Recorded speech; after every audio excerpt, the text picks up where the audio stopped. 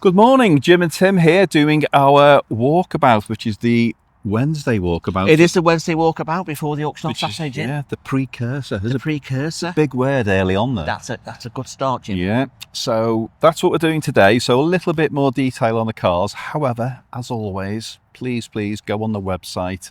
More information there. Do all your relevant checks on the vehicles, or give us a call, or even better, today being Wednesday, tomorrow being Thursday, and Friday, as well as the bike sale, are also viewing days. So the ultimate thing to do is come along and have a look at the cars in person, which you are more than welcome to do. We'll give you the paperwork. The boys are here on hand to help you out and do all those things.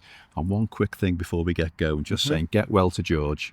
Indeed. Yeah, oh yes, so definitely. Our yes. friend and Get well colleague to George is not too well at the moment. So Yes. George, thinking of you. Get well soon. Get well soon. Absolutely. Right then. Okay. 80 odd cars to get through, Jim. 80 odd. Plus some registration numbers, but we're not going to do the registration numbers today. Have a look at the registration numbers for sale on Saturday online on the website. Some really good numbers there. Well, do you know, I was looking at those last night, funnily enough, and yes, there's some number one number plates There as are. well, which is great, but there's some great plates that say great things. Yes. And I indeed. know we can't endorse how you put them on a plate and how you spread them out, because that would be naughty and illegal. Yeah. However, if you look Yeah. at them, you can kind of see where these plates are. There's some One great of them's fun plates. particularly fishy. Isn't it? You know, the fishy one. Yes, it is. It is. But anyway, Anyway, let's move on. So, first on the block then, Jim, Jaguar Mark II. yes. Okay. 86,000 miles-ish, we think. MOT exempt, of course. Great colour combination, this one. Super. Allegedly, it's original. Yep. According to the heritage certificate, it left the factory in that colour combination. I'm sure it's been repainted many times since. Yes, It was in the last sale. it was, wasn't it? It has come back into this sale, but it has been dramatically, another big word, reduced for Okay. this sale. So the vendor, bless him, is trying very hard Yes. to get this car sold. And we're trying to find a new home for it, aren't And we are too. 6.5 to 7.5, we reckon now on that Exactly. one. 1960, it's a manual as well. It is 3.4 manual 3.4 manual on the wires. On the wires, absolutely. But it does need a little bit of getting at. It does, usual things, but not as much as you may think. No. It's all right, doesn't it? It's, well, that's always a telltale sign. Yeah. It's level, Yeah. the door shuts are good. Yep. Yeah, to be fair, it's honest and Yeah. genuine. Honest and genuine. Yeah. Absolutely. Right then, on to something a little bit special, actually. Not seen one of these for a while, since probably the 80s, actually. Howard's Way, Ken Masters. We've been there, we've I done that. know, we've been there. I know, I just have to mention it again. So, very individual, obviously. It's a Alpine Renault GTA. Yeah. This is the non-turbo version. Yeah. But I've heard this start up, and it sounds absolutely glorious, doesn't it? Special That car. 6-cylinder in the back there is Yeah. great, or even mid-mounted. Successor to the A310 Alpine. Selection of paperwork, spare key. I think the key with this one, Jim, treat it as a rolling restoration. Just needs a little bit of work. It doesn't does. It Bit needs, of tidying. I think it's one of those cars that will always need keeping on top of. But Yeah. I think people underestimate this car at their peril. Yes. Because it's a rare thing. Yes. It's massive in the history of Renault, or Alpine as it was then, and Renault got involved, or vice versa. I think as time goes on, Yeah. this is going to be a very rare, very desirable car. A, because of what it is, the low numbers, and its performance. Its performance is mind-boggling back in the day. Absolutely. So this is a very, very rare car. We should just point out, it was a Cat D back in 1999, but it's had MOT since then. Long time ago. So a long time ago. 26 years ago. Yeah, a lot has long happened time since ago. then, and it's still here, and it looks magnificent. It does indeed. And a Cat D is not that important. No, It could have been vandalised. Minor damage. It could have had a windscreen. It could have been wheels Yeah. stolen. Who knows? Who knows? However, Yeah. look at it. £67,000 on that one, Jim. Yep. On to a little pocket rocket here. Yep. Yeah. Lupo GTi. Yes. Don't see many of these anymore either. You don't, do you? I think these are kind of a latter-day successor to the original Golf GTI in terms of the size, Yeah. the power output, Yeah. the weight, Yeah. and the handling Yeah. and the performance. Yeah. And that's a smart little motor, 110,000 miles or so, MOT through to July 2026. Yeah. Full book pack. Up-rated exhaust as well, so a nice little extra on that one. Yeah. Again, just sits right, looks the part. I think that's a great starter classic for somebody. Well, I do as well, and I think you're absolutely bang on with the GTI success, because this car, for me, its beauty is its simplicity. Yeah. There's nothing complicated about it. It's a little hot hatch. Yep. It won't be the most expensive thing to run, as you say, and it just looks the part. And you're not going to pull up a traffic lights and see another one, are you? You're not. It's a rare thing. Yeah. £5,000 to £6,000 on that one, Jim. Yeah. On to the Stag. So we've seen this one before. We have. Didn't sell at the last auction, so it's going through as a no reserve this time, which is great for somebody. Yep. Sable brown. There is a transmission leak on it, isn't there? Well, yes, we're not quite sure. There is something with the gearbox. We're not quite sure what it is. Don't get me wrong, it starts and it goes into gear. Yes. But we just have to tell you. Yeah, absolutely. There's a scratch on the rear arch. Yep. Matt, and the rear arch is also a little bit bubbly, but you've got to cut it a bit of slack given its age. Yeah. You know, it's 50 odd years old now, this Stag. It is. They still look great, and this one's got the hardtop as well, Jim. Well, I was just going to say, it's got the hardtop, and the interior is quite pleasant as well. It is. And I think it's the original colour combination, because it's very much a 70s colour combo. Yep. And it's on the caps, which are quite a rare thing, because everybody puts them on the alloys. They do. There's nothing wrong with that, No. but it's on the caps, again, which is authentic. Yep. I like that. And the car itself has still got its original Triumph V8. Yes, which again, massively important. Because a lot of them get changed out, don't they? They do. So that's a no reserve, like we say. Yeah. On to, well, here we are, archetypal, British classic, MG GT. Very smart example. One or two little marks on the rear hatch we've noticed. Yeah, something's looks like something's touched it or fallen on it or something. So that just needs sorting out. But it does start, run and drive as well. Yeah. It has been previously restored. It has. As given the condition, you'd expect that.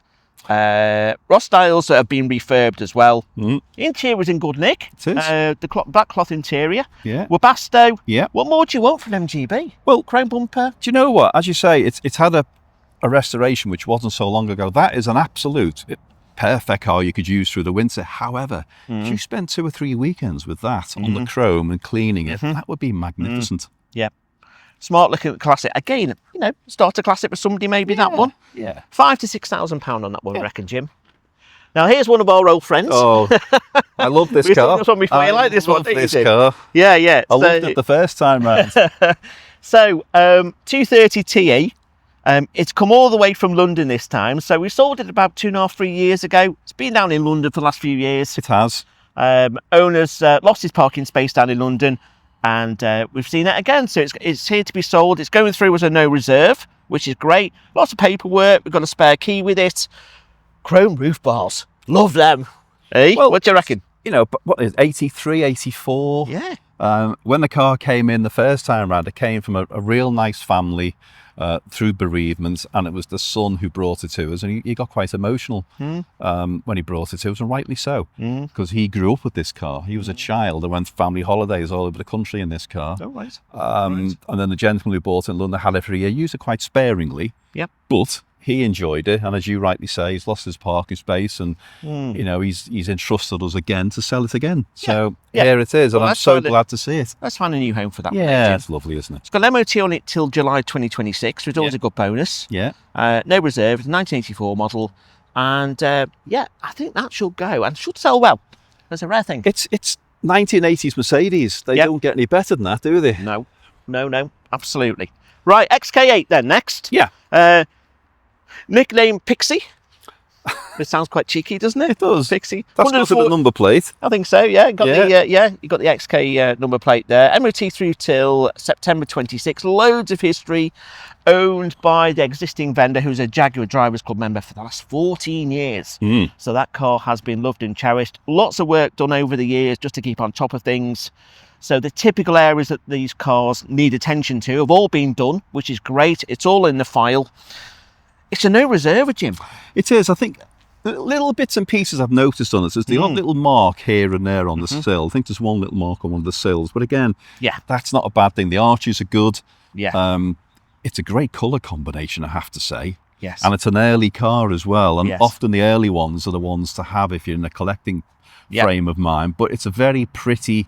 It is. And these cars are beautiful lines. You know, they're very curvaceous. They're very reminiscent of an E-Type at the back end with the rear screen slightly wrapped around. That was the idea when they built them. Yeah. Because it replaced the XJS. Yes. which was quite angular and square, and this went back to the curvaceous. Do you know where that comes from, by the way? What, curvaceousness? Yeah, psychology. This I learned this once many years ago. Go on. On a course, might have been BMW. I don't know. Anyway, apparently designers, when they built square cars, men didn't like them because they were square and angular and all this, that and the other. And they call it the Marilyn Monroe effect. Okay. So when cars are bulbous and curvy and curvaceous, men are attracted. Okay. Can't think why.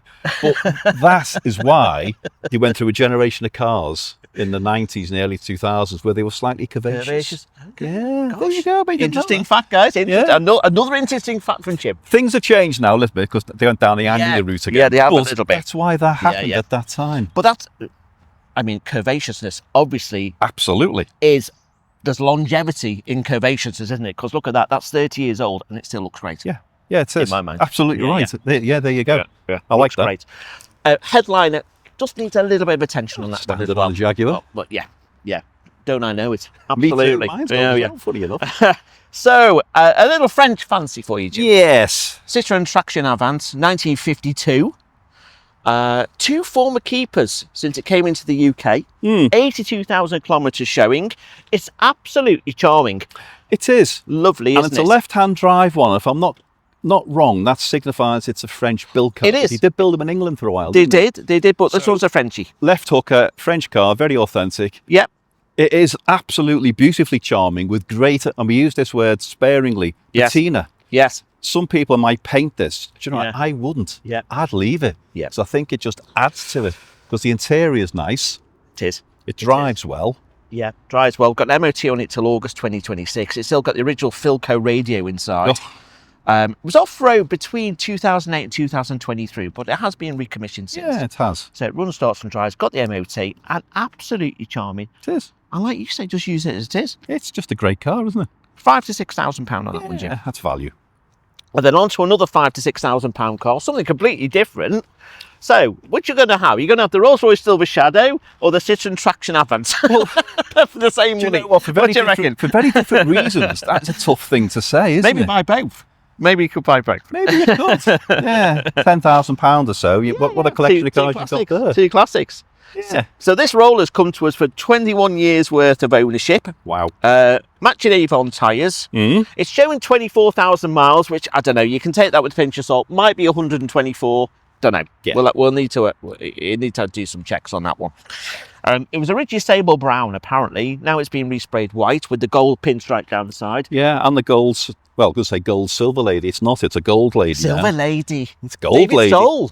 Yeah. Yeah. Very contemporary reference there, Jim. What was the other song he had? Silver Dream Machine. No, that was David Oh, Essex. David Essex. No, David's mixing. Another song, didn't he, David Soul? He did. He had 2 hits. He had 2 hits. He's recently Silver died, Lady.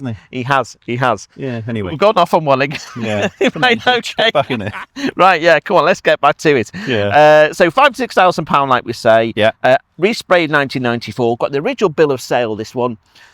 We moved it around yesterday. It was absolutely fine. And it's very pleasant. The paintwork's lovely. The chrome's good. I think the gold lady actually works with it. It does. It just makes it a little bit different with the gold stripe. Yeah, pretty car, that. Do you know what I always like on a Rolls-Royce or a Bentley is the fog lights. I think they make all the difference with your twin headlights. Yeah. Just what driving lamps they are, aren't they? I think they always just make them that little bit more They do. distinctive. Absolutely. And it's got the private plate on it as comes well. with the car, Yeah, 1976 for those, so it's tax and MOT exempt. Yeah. Okay. Okay, hot hatch heaven. Ooh, Here we go. Yes, here we are. Vauxhall Astra GTE, 8 valve, Jim. 3-door. Okay. Yeah, in Correct black. interior in black. Which is rare. It is rare. Yep. Digidash, correct interior, correct alloys. See, it looks the part. We were moving it around yesterday, 80,000 miles. Yep. It sounds like an Astra GTE should. Sounds quite rorty. Yep. It needs a bit of recommissioning. Am I right in thinking it needs an MOT? It needs. Let me I think it needs an MOT. Yes, it does. I think. Yes, it expired September. Yeah, just expired. Recommissioning wise, yes, it does. But again, it's a very rare thing. A, because it's an Astra GTE. Yes. And because it's in black. Yes. Which makes it double rare. Yeah. They're a fine looking thing, these, aren't they? They were great. I think they've, notwithstanding the fact how old it is, I think the looks have really, really lasted well. And they're rare. Again, going back to my Madeline reference, Cavaciousness. Cavaciousness. This is, and you think about an XR3, Yeah. which was its competitor, if you wish. They were quite a bit square and more. angular. Yeah, they were. This was more curvaceous, so Yeah. there you go. Yeah. And again, talking of the Vauxhall Cavaciousness, Corsa. Is that a new model? The Vauxhall Cavaciousness. Yeah, not many people could say that. It is a bit of a gobful, isn't it? So this is the Corsa GTi. Oh, on that one, Jim, £67,000 on this one. Yep. Same money on this one. Same money on this one. 67 on this one. Corsa, 105,000 Yep. miles, comes to us from Ireland. Yep. Hence the TDZ reg number there. Only 14 licensed on the road of these little beauties. Really? Yeah. XR2i kind of competitor of the day. Yeah. MOT through to July 2026. First owner had it for 20 years. Wow. So obviously he loved it, Yeah. having kept it so long. It's very clean, very tidy, a little bit of lamination going on there on the windscreen, I noticed. One or two bits and bobs of paintwork need bits doing. and pieces bit to do. faded in places, but I think it'll come back with a cut and a polish. It will. Typical of a red car that's, 30 odd years old. Yeah. £67,000 on that one. Yeah. Nice car. And then another car from Ireland. This one's from the Republic. So this one rocked up last week. So thank you to John who brought it over all the way from the Republic. Got the ferry across. So it's a 318i, originally UK car, England, based in, I think it was registered in Oxford. It was. Went over to the Republic. It's clean, it's tidy, but it needs some paintwork. Well, Let's not get away from see, that. I don't think that's a bad thing because you can see what you're buying. Yes. Now, you could argue that most classic car purchases need some paint or other at some point. Yep. This would probably benefit from a full repaint because the time you've done this, that and the other, you might as well do the lot. Yes. But underneath, it's fine. The paint's not damaged, it's just faded. Yes. And kind of crazy paved in places. And Yes. something's On the reacted roof. with the roof. Yes. Yeah. I think that's a good thing because you're coming from a good base with this car. Yeah. So I think a full repaint on that car, you've got yourself a treat. The interior is quite tidy. Usual driver's seat has a few little marks. Yeah. But you know what? In the boot, there is cloth to repair the seat with. Okay. Now that cloth is exceedingly rare, but it's the original cloth trim for the car. Yeah. So it's got that. It's got, what did it have on it? I think it had... Aircon, Originally. Yeah. No sunroof aircon, which is an expensive option back in the day. Cross spokes as well. Cross spokes as well. Yeah. Again, dog guard. It's just, and it's a touring, which are probably one of the rarest versions of an E30. Yeah. So I think the bones of that car are good. The bones are brilliant. Cosmetically, just needs a little bit. Cosmetic, it needs love. Yeah. Okay. So, a couple of grand's worth of paint on that to do it properly, and you got yourself an absolute treat there. And it's standard. And it's standard. I see so many of these that people have dropped different engines in and all this, that, and the other, which is fine. This is as it left the factory, more or less. 167,000 miles on that one, Jim. It's got the NCT, which is the Irish equivalent of the MOT, which some argue is a little bit more stringent. It is. Same with the Isle of Man, much more stringent. Through to July 2026. Yep. Okay, so that is going through as a no reserve. No reserve. But you will have to register it in the UK. Yes, you will. So if you do buy it, it's not a difficult thing to do. We live and give you a bit of a hand because we know how to do it. So bear in mind, unless it's going back to Ireland, of course, or anywhere in Europe for that matter, but it does have to register in the UK. Yeah. Okay, doke. Right, on to the next then. So, now. This is a bit different, isn't it? It is a bit different. This is just not a Saab 9.3, is it? It's so much more. We need to get the name of it right. Go on, So this is a Saab 9.3 2-litre XWD Aero Turbo. That's the one. That's what it says here. Yeah, with a twist, because it's had lots and lots of engine work done, which means that this is now pushing out, we reckon, or being told, in excess of 400 brake horsepower. Four-wheel drive. This is one quick car. It's a rare thing as well, being four-wheel drive. Yes, yes. But you look at it, as I said before, on initial, you think, oh, it's a black 9.3, but it's sat slightly lower. It's on Bembo brakes. There's you just know there's something going on with this car. There is. Now, it did have an engine replacement about 5,000 miles ago. It's been enthusiastic, lots and lots and lots of money spent on it during his ownership.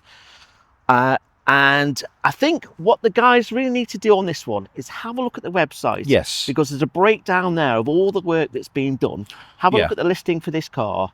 and then see if it's for you. 'Cause it Or- won't be for everybody. It won't be for everybody. Or like we said before, come along. There's Yeah. a file. We'll give you the file. You have a look at it. You go through it. Lots of information in the file. Yeah. That's always the best thing to do. Yeah. MOT on that one, Jim, till April 2026. And how much is that going to be? Well, we think somewhere between £5,000 and £6,000. A little bit difficult to price because it's such a special bit of kit. Yeah, exactly. So 5 to 6, we reckon, Okay. on that one. Okay, that Yeah. works. Now then, I do like my Jags and I do like my S-Types, which I Yeah. think are vastly underrated. I think this one, what was that then? Dunno. No, I didn't drop some. This one is S-Type with a twist, isn't it? Because it's an R. Yes. Oh. Whoa. I went into Clarkson mode then, didn't I? Yes. So it's a Jag with an R. It's a Jag. So this is a 400 brake horsepower Yes. V8. This is a bit of a monster. However, it looks Yep. so, Does? yeah, Does. like you would go to the shop on a Sunday morning. Absolutely. Understated, Yes. but you can just tell it's just got a little something Just a little about it. something about it. Badges, the alloys, the big Yeah. brakes. But it doesn't shout, does it? No, it Until you doesn't. start it up. Yeah. So this is the supercharged 4.2, I think, isn't it? 4.2, yeah. You got the full leather upholstery there. You got all the kit you Oh, could all ever the spec want. you come with all it. the spec. Yeah. 70,000 miles, MOT through to June 2026 on this one, Jim. Yeah. There's no service book, but we do have invoices. for There's bits and bobs invoices and every year. receipts. It does need, because the vendor was exceedingly honest and we thank him for that, it does need a handbrake cable. Oh, yes. But the handbrake cable's in the boot. So he's provided the handbrake cable. It was just a timing thing with the auction being when it was. He didn't have time to fit it. So that comes with it. I have to say, do you know what? I've got one of these and multiple cars which are automatic. I never use handbrakes. No. I just put them in park. But anyway, from a legality point of view, you do So when need you to were fix power them. sliding around the car park the other day in your car. Oh, no. Sorry. Right. Okay. On to the next then. Daimler. Well. Oh, hang on a minute. Hang on a minute. Let's come back to the on. most important part. Absolutely. Calm down, Tiger. I know, steady. Right, you ready for this? Yeah, go on. Right, you ready? You ready? Brace I know yourself. what you're going to say. Yeah. No reserve. No reserve. Now, that's quite a scary thought. All that performance in a Jaguar, yeah, it needs bits and pieces doing to probably the headlining a little bit. However, no reserve. No reserve. Wow. Okay. Potential bargain there. Check that one out. Right. Okay. I like these. Now, what's the colour? Come on. Series 2 Juniper Juniper. Green. Juniper Green. No, it's not a Jag, it's a Daimler. It's Yeah. a Daimler Sovereign 4.2 and it's a long wheelbase as It well. is. Lovely, isn't it? So this is super rare, family owned. It does need a little bit of recommissioning because it's been stood 18 months or so. Yes. But it's very rare in this colour. It presents very nicely. One or two little bits just need a little bit of attention. Just noticed above the windscreen. It's just Yeah, a starting little to bit. go. Yeah. Well, it's 50 years old, Jim. Nearly Yeah, it 50 is. years old. So And it's been in the same family ownership since 1983. it has indeed. And that is pretty amazing. Yeah. When you think about it. So there's £10,000 spent on the bodywork in 2012. And You I can see think that. overall, I think it is standing up pretty well. The chrome is just slightly pitted, slightly there. But overall, I think the effect is very, very pleasing. Yeah, a little bit of chrome here and there. Yeah. You know, again, the hubcaps are okay, bit of a clean, paint the wheels. You've got yourself a beautiful car there. It is. I think so as well. It's showing 18,000 miles on it, but we don't. We're not sure We if that's can't right. guarantee We anything, think it's can had we think it's had a speedo change, so we're not sure the actual mileage. Yeah. But yeah, and this one didn't go in the last auction, did it? Well, Surprisingly. it didn't. And again, it's been considerably reduced. Yeah. So, do you know what? In theory, it shouldn't have needed to be. However, it is what it is, and that's where it is I now. think £6,000 they'll probably buy that. Yeah, I think £6,000 they'll probably buy that. Somewhere around that sort of figure. There's a lot of £6,500. Yeah. Yeah. Okay. On to a Merc 190. Now, we like our 190s at Manor Park Classics, don't we? We did spectacularly well with that beautiful 190 we had in. And one would argue, Well, you should say that. we have got another beautiful one. Yeah. This one is far more usable than the one inside. We'll tell you about that one in a tick. Yeah. So this one's done 147,000 miles, only 3 former keepers. Presents very nicely. It looks to be as though it's an original spec, aside from the steering wheel, Jim. Well, again, that's quite a common thing on 190s. Everyone put the wooden steering wheels on them. It's a great colour. Yeah. Usually they're not the most spectacular colours, Mercedes 190s. It's got the flat wheels, which are Mercedes wheels. Yes. I think the tyres might be slightly oversized, but it kind of sits well anyway. Yeah. It's got the sunroof, it's everything about it. It's got the plastic on the doors, so it's a later model. It's towards the end of the run. It's a 92. Yeah. Yeah. And 22 stamps in the book, Jim. 22 stamps, yeah. So it's been maintained MOT through to December 2025. No reserve. Ooh, steady. Scary. No reserve. And there's nothing quite like driving a Mercedes. I know. Looking at that at the end of your bonnet. I know. Yeah, Lovely, isn't it? Yeah. I think the only thing that probably could match that is a leaping cat on the front of your Jag. Possibly. But that's quite nice. That is quite nice. I think that's a good target when you're chasing those electric Teslas. You can see where you're going. Anyway, I'm not sure you keep up with electric Tesla. No, you wouldn't. Right. But you'd be doing a lot more style. Indeed. No disrespect to people who own Teslas, by the way. Other electric cars aren't available. Other electric cars are available. Now then, little Fiesta. Great starter classic for somebody, this one. Another no reserver. Just under 40,000 miles. This one's a Ghia. Well, it's interesting, isn't it? It's one of those cars you look at and think, yeah. But 2001, very low mileage. I think it's done some in the region of 37,000 miles. Just under 40. And you're right, it's a Ghia, it's a 5-door, and it's in white. Yeah. So all those things make it quite rare. Yeah. And it's an ideal starter classic. And thinking of the Festival of the Unexceptional and other such shows, this is perfect. I think you're right. Yeah. Needs a bit of love here and there, but just only a little bit. Only a little bit. MOT through to September 2026, Jim. We've got the book pack. Yep. We've got the spare key with it. Yep. 2 previous owners, like I say. It's quite a late Mark IV, actually, isn't it? It is. Yeah, the 51 plate. The new one's introduced on 51s, I think. So this is quite a late one. Yeah, there's a lot going for this car. Electric windows, central lock-in, rev counter. I think that one's got the Yamaha, well, the 1.25 16 valve as well. It has the better Z4 engine. Yeah, better engine. Which is a good engine. Yeah, so that's an interesting car, that, lots of ways. Yeah. So your Ford aficionados would actually take a lot of interest in that. Yep, no reserve. Okay, then. Now then.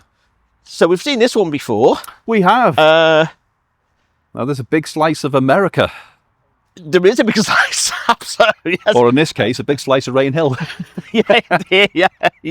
And it is a big slice as well. Yes. Because it's not one for the more understated folk out there, is it? The ones who want to keep under the radar, this probably isn't the car for them. Yeah, however, if you want to create if you want to arrive in style, let's put it that way, this is the car. If you've got a car collection and you're that way inclined, and you might have various things in various colours, and you need something a little bit left field.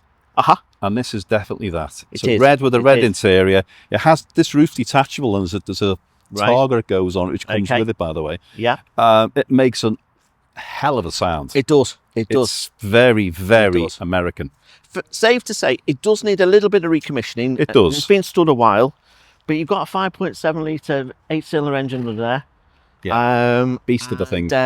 Yeah. You can have all of that in your life, Jim, for somewhere in the region of £7,000. That's a lot. How exciting! That's a lot of car. It is a lot of car. Absolutely. I'll say. So we'll see how that one does on the day. And then we go to a little car. Potentially my car at the auction. Really? Potentially. Ooh. I've got a few. Newsflash. How cute is this? I just love this. So 900 miles from new, Japanese import, Suzuki Super Carry pickup. Okay. And what's the thing with this? It's 4-wheel drive. It's 4-wheel drive and it's auto as well. What a rare thing. So it's a rare little thing. I think it's about 600cc, these things. I think it's a something along those lines. K class. It's going to have 660cc. 660. So it just keeps it under the K class minimum CCs there. You've got a really useful low bay here. Now, I think I said last time when we looked at this, and it's more outside, you got more of an idea about it. This low bed is not small. No, it's not. This is the size of an average pickup. So this could be put in a collection. It could be run around your estate. How is your estate, by the way? The estate's fine. And the peacocks okay? Peacocks are fine. Good. Absolutely. So it could and be, the chickens. And the chickens. Oh, yeah. And the chickens. Yeah. And we're in Kentucky. So this can be used for anything. However, you just want to keep it. Yeah. And the vendor organised 4 brand new tyres on it yesterday. Yeah. Because the tyres weren't particularly worn. They were just a little bit cracked because of age. Yeah. So we put 4 brand new tyres on it. And that gives you an indication of the care and attention. So notwithstanding the fact it's 20 years old, Jim, it's basically a brand new pickup because it's £5,000 to £6,000. Yep. And it's done 900 miles, and the interior is mint. It is. The low bay is very tidy. Yep. Exterior, you know, it's fine, absolutely fine. It's fine. I think that is a characterful little car. That one. It's just got cheerful. so many. It's cheerful. It's put a smile on your face. But if you're running a business, you want to be a PR. If you, it's anything. Yeah. It's a blank canvas to be whatever you want it to be. Yeah. Okay. So how much is that going to be? That's going to be 5 to 6. 5 to 6. Yeah. And then on to the Gilbern. So 1960s. Yep. Produced in South Wales, I think, Jim. They were. This one's a Genie. Yeah. So it means you get the 3-litre Essex V6 Ford engine. They were a very magic car then. See what I did there? Quick. Oh, yeah. Oh, yes. Yeah, it took a while, didn't it? It's cold out here, though. Do you know what? I'm wasted. The brain's seizing up a little bit. And you got the 4-speed manual as well. Yes, and the Webasto style seat. And the Webasto. And wires. Well, yeah, but for those who don't know, under that bonnet, Yes. underneath that bonnet is a Ford 3-litre. I've just said that. Oh, really? No, I didn't. Sorry, I was thinking of Genies. Pay attention. Sorry. It's cold, Yeah. the brain's freezing up. So I think really rare little British classic, that, Jim. It is. I don't think you can say British, you have to say Welsh. Welsh, indeed. Okay, Yes. but notwithstanding that, it's a while since I've seen a Gilbert. It is, and again, it's great. It's a great shape. I love the shape. Yeah. Sits well. It does. I like it. £6,000 to £7,000 on that one, Jim. Yeah. So not expensive, actually. I think that's really good value. So do I. As is this. Well, now then. So. Well, what we have here is a 2007 Boxster. Yeah. 3.4S. Yep. Which is important. Yep. Now then, it's very special in lots of ways. Automatic gearbox, better alloys, red calipers. The colour, cobalt blue, is a very special colour. Blue hood, power hood, which works. All that said, fantastic, good history. Had an engine rebuild in 2016. Engine rebuild, thereabouts. 36,000 miles by Hartech.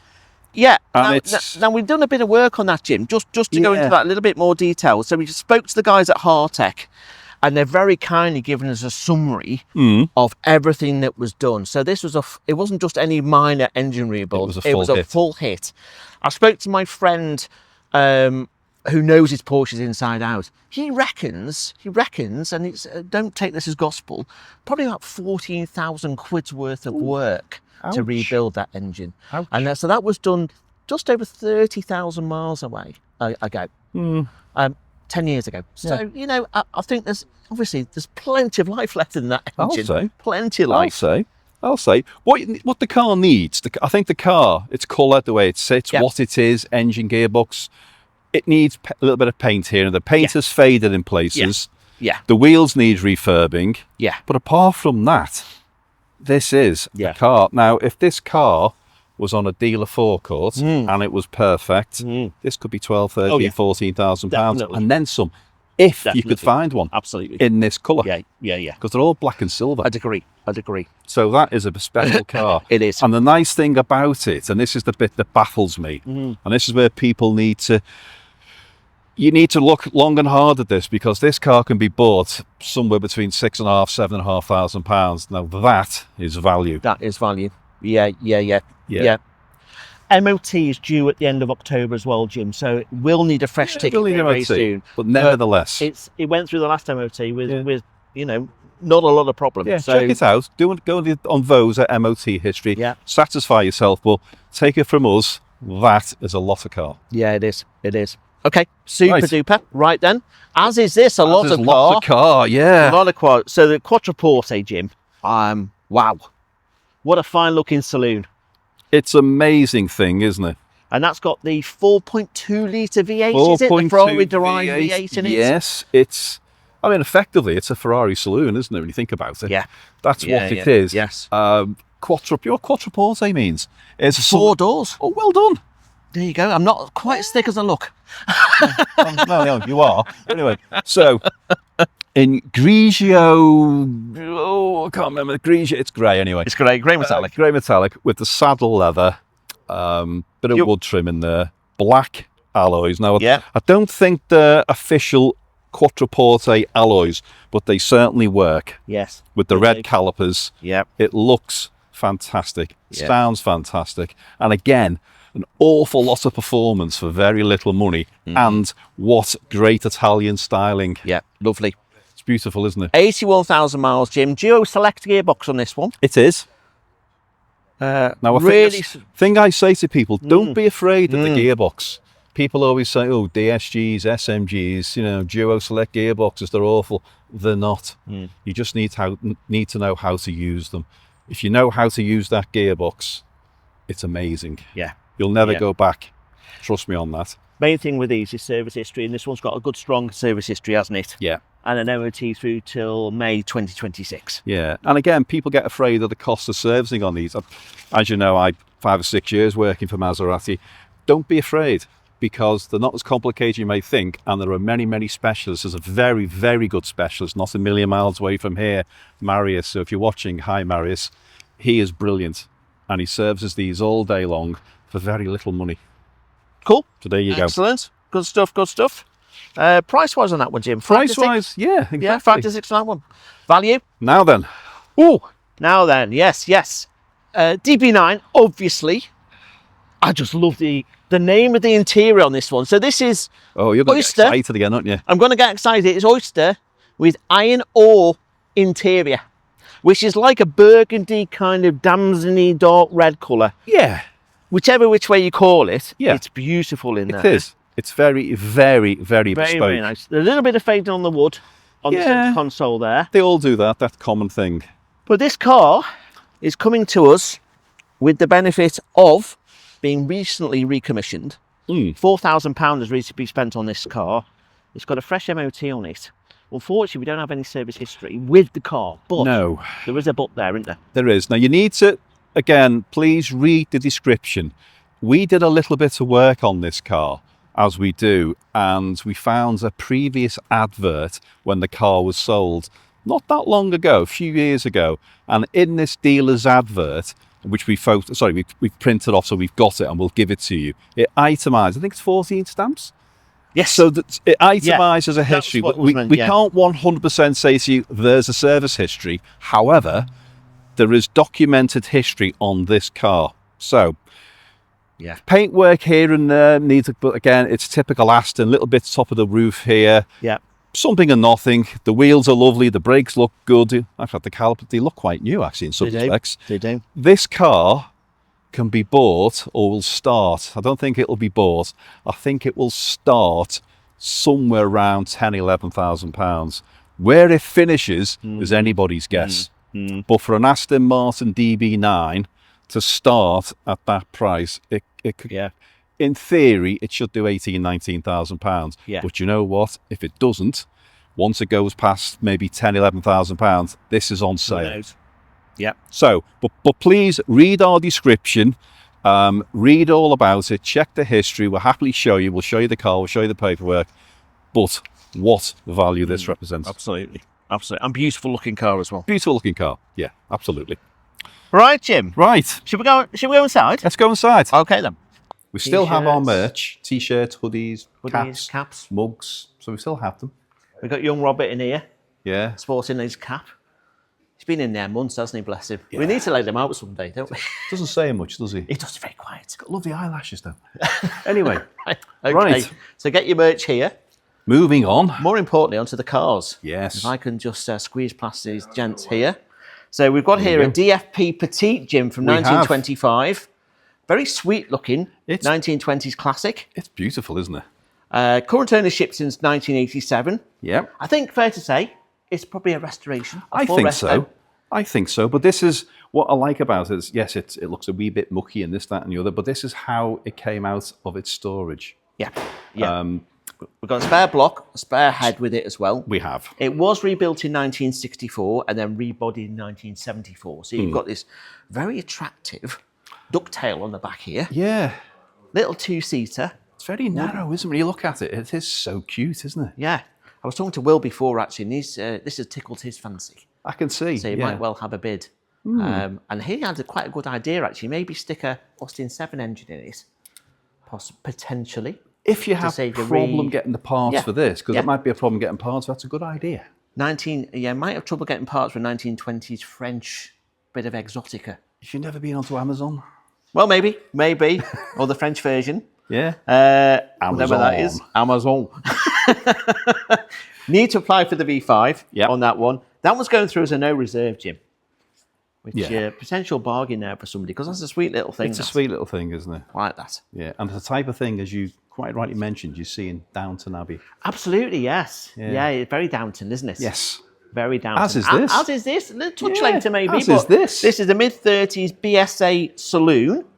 £5,000 to £6,000 on this one, Jim, which I don't think is a huge amount of money for what is a very smart, rare alternative to maybe an Austin or a Morris contemporary of the day. Yeah, and it's rarer because it's a BSA. People associate BSA with motorbikes. They do. They do. And I got corrected last time as well. You were corrected. So.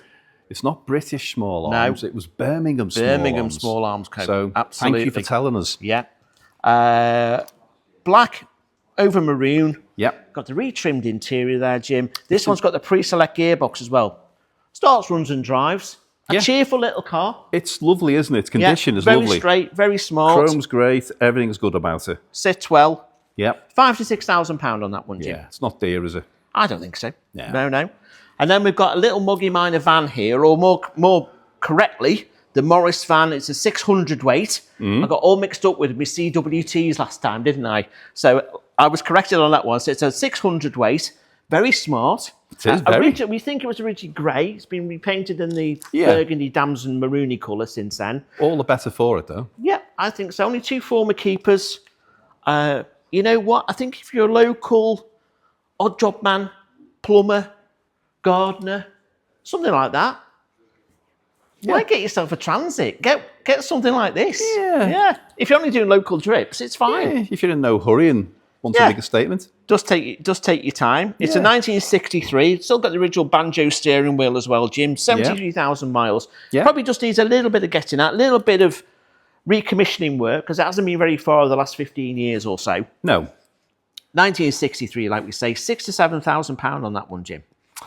Again, it's value, isn't it? I think so. And it's got a nice number plate with it as well. Nice number plate, yeah. So that, and sits well, looks well. Yeah. Yep, no, we like that. And then on to the Land Rover Defender. This is a wee bit different, this one. This one's very smart, It's very, very pretty. Great colour. Pops. Great colour. Left-hand drive. Now, we believe it was supplied to Italy originally. Yes. Came back to the UK. It's UK registered. But short wheelbase Defender, rear seats, rear windows, safari windows. It's a very nice place to be inside here. And I have to say, I think the left-hand drive is a benefit because this car is worldwide. Yep, Absolutely worldwide. But going back to where we started, the condition is phenomenal. Yep. So it's been restored on top and underneath. Yes. Got the boost alloys. Everything. 71,000 miles. And one thing I would say is no MOT on it currently. So it will need a fresh MOT before you take it out on the road. Unless it goes abroad.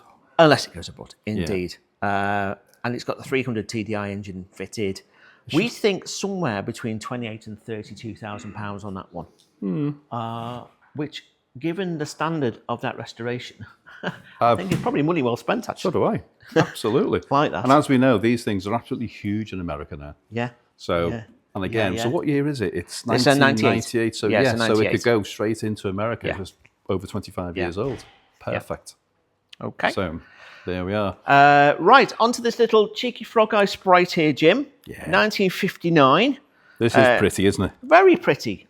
Right-hand drive, home market car. Unleaded head as well, which is great. Resprayed in 2015. So that looks very clean and tidy. It does. And if I'm not mistaken, metal bonnet. Yeah, metal which bonnet is as well. Yeah. I think it's had about £4,500 spent on it in 2015. Yep. We haven't got much early history, but we have got history since 1998. So lots of bills and invoices since then. And we are looking at somewhere between £10,000 and £12,000 on that one, Jim. Which is a super looking classic. It is super. An old English white, isn't it, I would suggest, the colour. Looks like it. Just looks it just looks right, doesn't it? As you say, satin wires, red Yeah, leather, white piping. Yeah, pretty car. Yeah, that. you've got some weather gear as well by the looks of it there Pretty as well, car. which is useful. Yeah, pretty car that. Pretty car, as they say in the Italian Well, job. before we do that, I know we're here to do cars, but I can't help myself I know. looking at this. That's a beauty, isn't it? It's a Ducati 888, one of 3, I believe. This has been offered in our Platinum sale, which is on the 12th of November. But we'll tell you more about it as time goes on. But the Bike Boys, when they do their video, will be all over this. Yeah. It's a very pretty machine. That's a grand looking thing, isn't it? Very pretty machine, very rare. Anyway, back to what we know about. Do we? Allegedly. Are you sure about that? Good like point. the blind leading the blind, really. But never mind. Alfa Romeo, this is a Giulia Spider. 1600. 1600, 1963. Yeah. Really, really usable example, this one. It's not perfect. Well, that's part of its charm because it has had a life. It has been used in local rallies, international rallies. It has been doing things. There's some great photographs in the file of it doing snow rallies in various parts of the world. So this has been used and enjoyed, hence the full harnesses, hence the lap time or the timing system inside it. Yeah. It's got nice things, this car. Yes, Again, it's in nice bright white. It looks to be standard, other than the rally editions, which you could take off if you wanted to. Yeah. But why would you? The chrome is fantastic. Everything about it is just lovely. I've actually driven this, Jim, and it drives beautifully. It is, it's nice, considering isn't it? it's 60-odd years old. Yeah. It's a great little classic, this one. I like this car. Imported in 1995. Yeah. Lots of paperwork, like you mentioned. It has been recently recommissioned as well, so it's been gone through. Really usable, like we say, 68,000 kilometres or thereabouts. 30 to 34,000 pounds on that one, which I think for a Spider is a really good value because I've seen these up at 50, 60. Do you know why it's called a Spider? Now, well, I'm sure you're going to tell us, but I do know because you told me before. I'm not going to tell you now. Let's see how many people Answers out on there. a postcard. How many people out there know Answers on a postcard. why Italian convertibles are called Spiders? Is that with a Y or an I? Well, let's see. Who knows? Who knows? Right then, here's an MG Midget with an I. Yeah. Not a Spider. This is a convertible. Not a Spider. Indeed. Chrome wires, this one. It has had been repainted at some point in time. It was originally orange or blaze with navy interior. Yeah. But it presents very, very nicely. We've seen this one before, haven't we, Jim? We have, and this has had an awful lot of money spent on it, as you can see. It's got so many nice things about this car. It's been a major car in the MG Owners Club. The vendor has gone to great lengths to keep it as perfect as possible. It's a new hood, new seats, the chrome's fantastic. He's even gone and had a poster commissioned, which is in the boot, of the car. Great. Which gives you an indication of how well this has been cared for and looked after. Yeah. This is a very, very nice example. This is not your average midget. No, this is very, very nice. Let's put some numbers on that, Jim, because we reckon £8,000 spent on parts alone between 2014 and 17. Yep. It's got the unleaded head, Yep. the heritage certificate, like you mentioned. It is, of course, MOT exempt as well. Yep. Comprehensive file.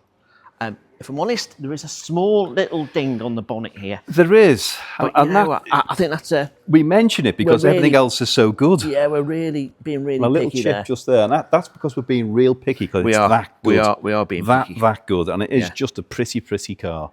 And again, as soon as you walk in and you look at it, you just know instantly it's pretty. It's a good one. Yeah. 6.5 to 7.5 on that one, Jim. Right. Now then. Shall we have a look at the Daimler Dart. So Daimler Dart. Now, I know the styling can certainly divide opinion. I think it divided opinion when it was launched as well.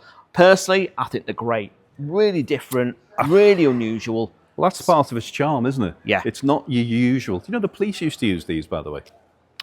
Yes, I think I did know that, know, actually. Yes, back in the day. That was because of the performance. Yeah, So yeah. that tells you something. Lightly restored in 2009 to 10. Chrome wires. Engine was rebuilt not so long ago in terms of the mileage. Lots of invoices. There's service manuals and handbooks as well available. It presents very, very nicely. I don't think this was the original colour. No, I don't think it was. But, and the important thing about this is the rare B-spec car. It is the B-spec. Which is important. Correct. That's the better car all ways round. Yeah, so you've got some additional structural strengthening going on there. Yeah, better car. That engine sounds an absolute honey, by the way. Started this up yesterday. That 2.5 nice. litre V8. And they're very nice. I remember when these cars were £40,000 plus. They're not, unfortunately, today, but they could be again. This is the thing. And this is where, you know, a little roll of the dice, you never know. But even today, price-wise, this is going to be probably sub £25,000. Yeah. And that's a hell of a lot of car for the money. It is. You've even got some really useful little rear seats there as well. Yeah. So you can get the dog in there, or a couple of little kids maybe. Yeah, exactly. Super. So. Not exactly family motoring, but not far off. No. Now then, this is pretty. Another British classic, early 70s TR6 Mimosa Yellow, Jim. Yes. This is the 150 brake version, which is, you could argue, the one to have. It has been looked over by TR Bits as well, our friends at TR Bits. They have. In Appleton. They've looked after it. They've looked after it. Lots of invoicing file. MOT through to December 2025. 13 to 15,000. Blimey. Well, you know what? I think 2 years ago, this was probably a 25 grand car. Certainly given the quality of the restoration this car's had. It's had a great restoration. We had the one in the last sale. Yeah. This is, it's up there. It's up there. And this, as you said before, this is the CP example. Yes. With the fuel injection, which is important. Again, for those out there, these purists, this is the car to have. Yeah. That's beautiful, that, isn't it? Just while we're stood here as well, Matt, just swing round at that BMW. Again, going back to our Platinum sale, that's going to be in the Platinum sale on the 12th of November. That's a very special BMW, 3-litre CSI. Yeah. There's a hell of a car. Hell of a car there. Moving and on. Also a hell of a car there, Jim. Well, of course. I was coming to that. Which is a Maserati 3.5 GT. Now look at that. That's beautiful, isn't it? Yeah, that's something else.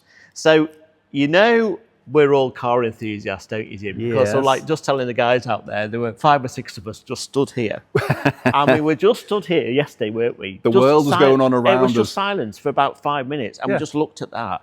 Yeah. Because we were just awe-inspired by its beauty. Yeah. It's just a beautiful car. It's an Italian masterpiece. It is. It is. And you just, you know, if you had the time and the space and the money, you could have that in your house in the hall on the revolving kind of circular thing and just look at it. How big is your house? It's not that big, unfortunately. I can't afford the car either, but just beautiful. So that's available in our Platinum sale as well. It is. Right. Okay, now so we crack on. Where are we? So we do the Porsche. We've got a Porsche here. Yeah, let's do the Porsche 911. Sorry. 911. Sorry. Oh, 911. you know what? So this is a 993. It's a Carrera 2 cab. Yes. 1995. It's got these very smart Fuchs-style alloys. Yeah. Which certainly look the part, don't they? Yeah, they do. It looks really good. Yeah. Lots of history with this one. Unfortunately, it was a Cat N, so non-structural, back in the 90s. And we think it's had a speedo change at some point in time as well. Yeah, but you know what? There seems to be a little bit of doubt with that. Right. It's actually showing as it is, so we have to tell you it is. However, there's an element of doubt because sometimes, the likes of HPI and Experian, if a car's had cherished number plate changes, sometimes it goes on to the next car. The vendor is convinced that it's not. Okay. But it's his showing. Okay. Needs looking into. And we've mentioned it on the write-up as well. We have. Just to make sure. But it's got a new hood, it's got a new tonneau, it's on the correct Michelin Pilot tyres. So you're getting the idea that this car is cherished and loved. Yes. You know, it's always a good sign when it's on the correct tyres that the car is specified to have, which are on this car. Yeah. It's a beautiful colour with the blue leather and the blue hood. Yeah. Which is quite rare. Yeah. Okay, it's automatic gearbox. thing, isn't it? It's a beautiful looking thing. Yeah. And again, it's a proper, 993. Very rare thing in this day and age. Yeah. Yeah. Yeah. 35, 36, 37, something like that, Jim, we reckon. Should Somewhere do more, around there. Should do more. Should do more. I think so. But it's very nice. Okay, yeah. And then on to this, which is a real special bit of kit. Yeah. Now, you might look at this and think, oh, that's an Z4. Well, yes, it is a Z4, but it's not just any old ordinary Z4, is it? Well, no, it's a Z4 3-litre with the SMG gearbox, and it's done 130,000 miles, is it? Something like that? 117. 117. 117. Yeah. So, okay, that's the car fundamental as it is. However, this car's had £30,000 spent on it. This is, would I say better than brand new? Possibly. Could be, yeah, could be. Having Absolutely. spent a great deal of my life stood next to these things in showrooms Could be. back in the day, it probably is. Yeah, yeah. This is fantastic in every way. Yeah. The history file is, it's big enough to choke a donkey, as they say. It's amazing. Right. Now, and it's also a testament to the gentleman who's done this. You know, people say, why would you spend that sort of money on that sort of car? Doesn't matter. He has. It's his car. It's his car. He can It's do his what he money, likes with and it. he's actually preserved something for the future. And this is brilliant. So Yes. bearing in mind what it is and its rarity with its engine and its gearbox Yeah.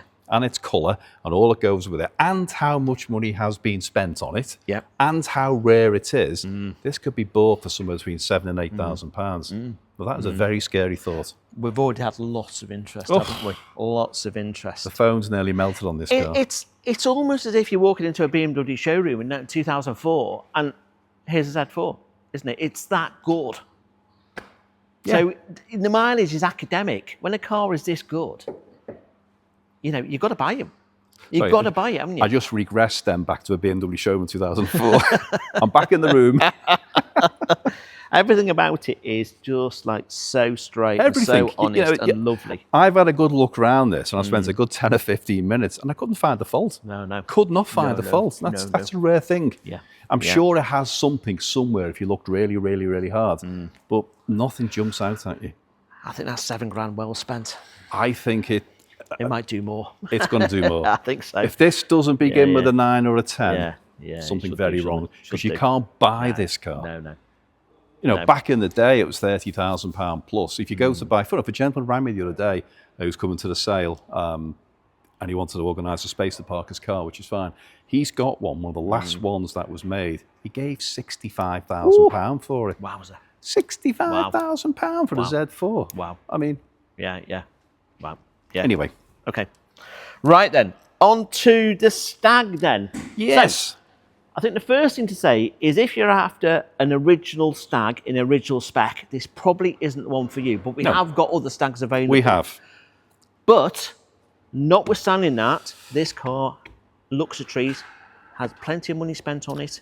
Yes. Had a full repaint. You've got £4,000 that's been spent on the interior. The wood's nice. The chrome works good. The wheels are very nice. Well, on let the me mini ask you a lights. question.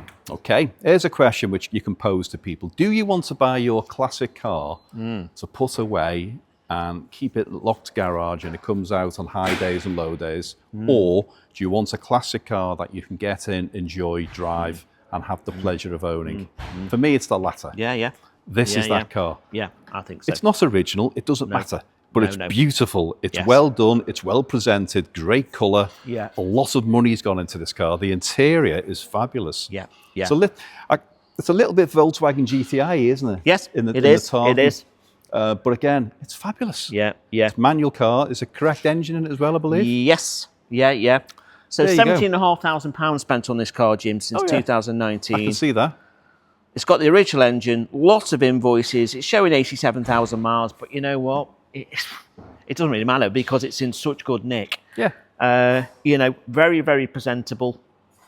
I'd strongly recommend and come and see that car because that's a beauty. Well, I think, again, like going back, it's got the hard top with it as well, by the way. Right. Something else to bear in mind. But the price of this car is going to be sub £10,000. Yeah. £10,000 is a lot of money, but you'd spend that on a decent holiday. Look at this. You're right. You could have this for the next 4 or 5 years, enjoy it, individual, Yeah. will turn heads, and you'll have so much fun. Yeah. And the burble from that V8 is just intoxicating, isn't it? That's another great word. It's good. We're on it today, aren't we? We are. But yeah, Right then. love that. Like that. Should we have a look at this?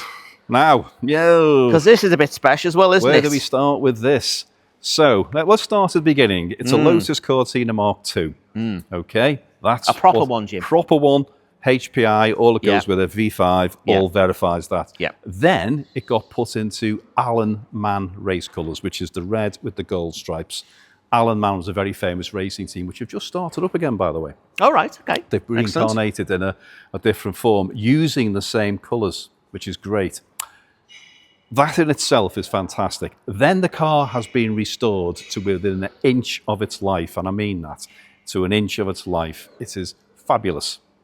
Then it's got some back history, and the back history is a Formula One racing driver from the 60s, a gentleman called Mike Spence. This was going to be his car. He was a BRM dealership in London, and he had this car built, and there's a plaque on the engine that BRM have built the engine for Mike Spence. Unfortunately, we think before he got to drive it, he got killed at Indianapolis. Right. Oh, gosh. Now, he was Jim Clark's best friend, and Jim Clark got killed about 6 weeks before at the Nuremberg, and that was the way it was back then. Tragic. The irony was, Mike got killed in Jim Clark's car at Indianapolis. Gosh. So we think he never got to drive this car. Wow. But that doesn't matter. That's the backstory. Yeah. The car in itself is just fantastic. Yes. It's absolutely fantastic. Yes. So you've Certainly got to come and see lovely, this. doesn't it, Jim? Doesn't it just? And Yeah. again, we sold this car to a gentleman for his collection about 2 years ago. Yes. And he's had it in his collection. I don't think he ever drove it. He just had it in his collection. And he paid somewhere in the mid-30s for it. Right. Okay, he's put it back in because he's thinning out his collection due to one thing and another. This car's coming back into us, and you know what? There's a ever so slight, you could buy this car less than 30. Okay. It should, Yeah. and I want it to do more. Yeah. It's But- just, we don't set the prices though, Jim. We do don't set the It's just prices, market. but you kind of know what something should be. Absolutely. And you kind of know when Absolutely. something's very good. Yeah, yeah. And this is that Yeah, car. yeah. I just think the two-door versions of the Mark II Cortinas, they look so good, don't they? It's pretty, isn't it? Very pretty, very pretty. Very Compact, pretty. just really tight-looking car. Yeah, and in that condition. Yeah. And then part next to it, talking of condition, Yes. look at this. Yes, so this is a very straight E30 cab. It is. It's a 318i in Calypso red, which is beautiful, Yep. with the sand leather, is it, Jim? Or Norman did tell me the colour. I think he said parchment. parchment? Okay, well, let's go with parchment. Let's go with parchment. 5-speed manual. 5-speed manual. Sport Very seats. It's a Lux Sport pack. seat. Lux, so you get So the it has the better cross-spoke. steering wheel, Yeah. cross-spoke wheels, sport seats. Yeah. Everything about it is beautiful. It's showing us it's 60... 42. Sorry, it's got, I got Yeah, the wrong thing then. 42,000 miles. 42,000 miles. And it's still got the original electric hood as well, It has. which is rare. And the windbreaker. for your hair. Not mine. Your beard. My beard, your hair. So, It's very, very, very nice, isn't it? it's exceptionally nice. You know, you look at the rear arches where they tend to go these, Yeah. and that's very, very straight, very nice. all Paintwork the overall is pain lovely. you and I have suffered with our E30s, this hasn't got. Don't tell me. I No, know. that roof. I'm over it now. That roof is my kind of. Yeah, oh, it's my nemesis when struggle. I have mine. But this is a great colour combination. Again, going back to my ancient past, you didn't see many in that colour combo. No. They were red, No. white, black, silver. That was Yeah. the thing back in the Yeah. 80s. Yeah. This and the 90s. This is very different, very, very classy. You could turn up anywhere in that car. MOT through to June 2026, Jim. Very Yep. recently serviced. 1993, so it's a late one, isn't it? Yes, it is. It's one of the very last, yeah, I have yeah, to yeah. say. Again, which is, you know, from a collectible point of view, is important. And I think as a consequence of its condition, its mileage, its history, 16 to 18,000, which is a bit, you know, okay, that's top of the tree, but Well, do you know this what? is a special car. You say that. They're doing 20 plus in some cases. Yeah. Arguably might be bigger engines, but does it matter? Yeah. This car is, again, a bit like the Stag. It's something you could either cherish or you can just enjoy. Yeah. Excellent.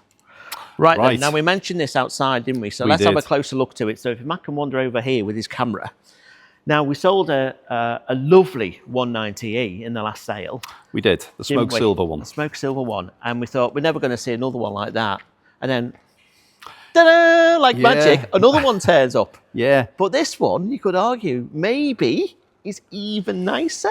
I know that's going to be a struggle. Well, Well- this one's done 15,000 miles, Jim, since new. Yeah. I mean, Sean's delighted with the one he bought as well, by Yes, the way. So, excellent. hiya, Sean. Yeah, I mean, where did they come from? I don't know. There's a tree with It must be. 190s. And I think we've shaken it now. So this one is a 1990. It's a 190E Auto Mm-hmm. in completely original factory specification. Yes.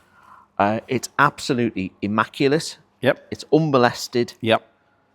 It's beautiful. It's is. a bit like walking into a Mercedes dealership, much like that BMW Z4 over here, and saying, oh, here's a brand new 190e. Yeah. Actually, this car's 35 years old. And I'm kind of struggling to compute that in my head because it is beautiful. That's what I mean. Where do these things come from? Yeah. And it's not like it's being restored. No. It's original. That's the thing. You don't understand if it's being restored. It hasn't. No, no. And under these lights as well, I mean, it looks absolutely spectacular. It does, doesn't it? Which you can't always say about 190e, can you? But this is, so got an MOT on it till May 2026. 12 to 14,000 on that one, Jim. And the other one did what, 18, 19? Yeah, it was nearly 20, did they wasn't hit it? 20? Nearly 20 with the fees, wasn't it? Yeah, yeah. I'd say. So. Beautiful. We love that. So we Sean, like that. if you want another one, we've got it. Indeed. Right then. So let's do the Lotus. Let's have a look at this little Lotus.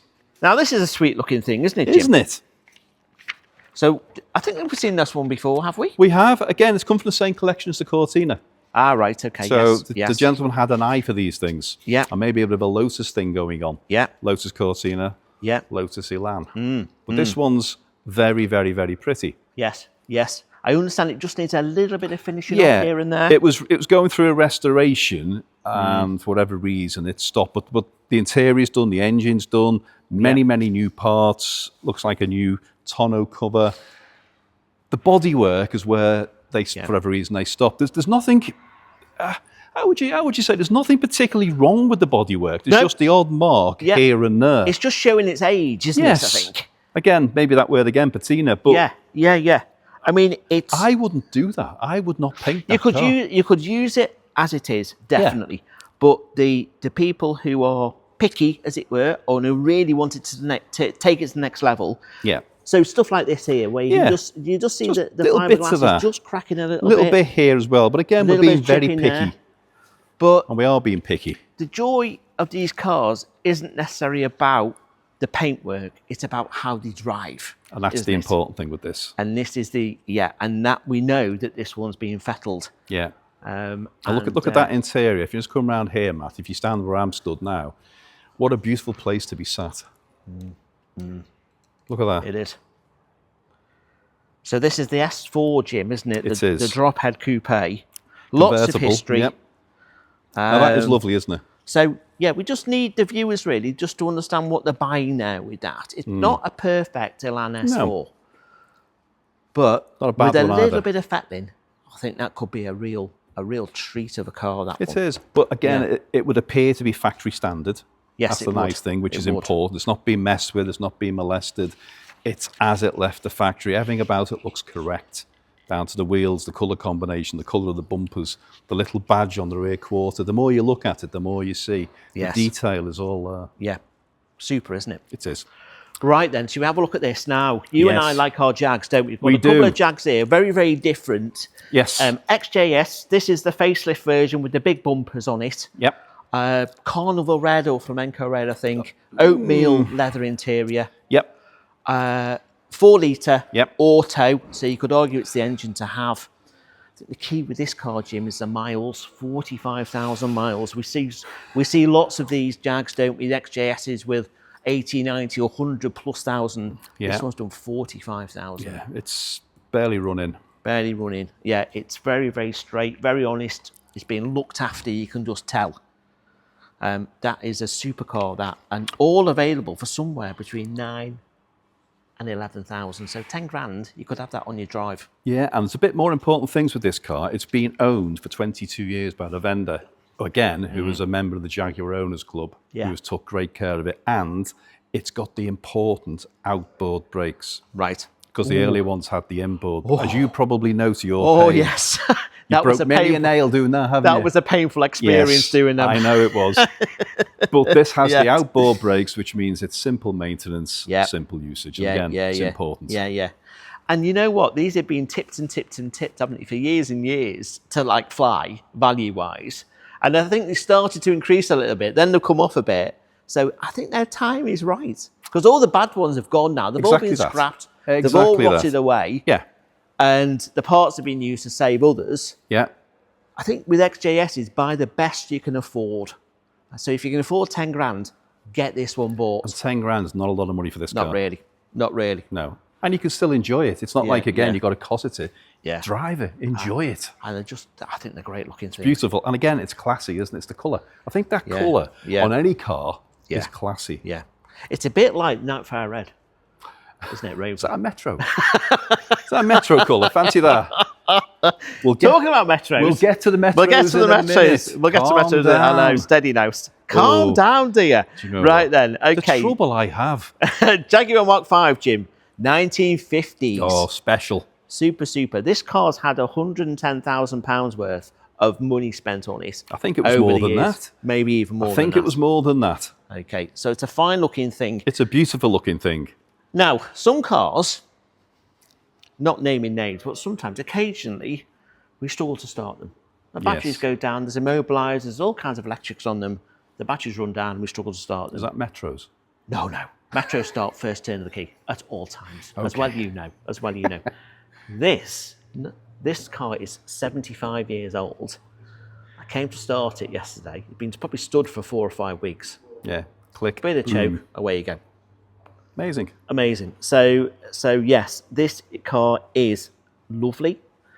I have fallen in love with it slightly. I just love how elegant it is. It looks the epitome of sophistication. Ooh, you're like with it today, you. And last night I swallowed an encyclopedia and a dictionary at the same time. I can tell. But it's lovely, isn't it, Jim? It is lovely. As you say. There's just some little bits. I mean, the bottom of the doors are just starting to bubble just a touch. Well, I had a conversation with a gentleman that came to see it from the Jaguar Mark V Owners Club, and he told me that you can buy these doors for them. They're actually getting them remade through Jaguar Heritage. Great. So you can buy the doors. The paintwork on it is magnificent. The chrome is great. Fabulous registration number with it as well. Yes. Yeah. As you say, it drives a treat in the driving we've done with it, but it just... Yeah. There's one or two little things to do. But you know what? The scary thing about this is the price. Yes. You know, somewhere between £14,000 and £16,000. That's what's scary about this car. Yeah. Lovely. I don't know how very tactile, isn't it? I'll keep wanting to touch it. It's the shape. Yeah. And again, it's because it's curvaceous. Yeah, curvaceous. Yeah. Absolutely. Super. There you go. Like that. Right then. Okay then. So, onto this, which is a little bit unusual. Talking about curvaceous bulbousness. If that's I don't know. Is that an adjective? I don't know. Anyway, this used to be... a dictionary last night. Bentley S3. This used to be a saloon. Yep. 4-door saloon. It's now a 4-door cabriolet convertible. But that's fabulous. Very, very unusual. We're not sure who the coach builder was, but safe to say in 1992, this car was a bit of a star.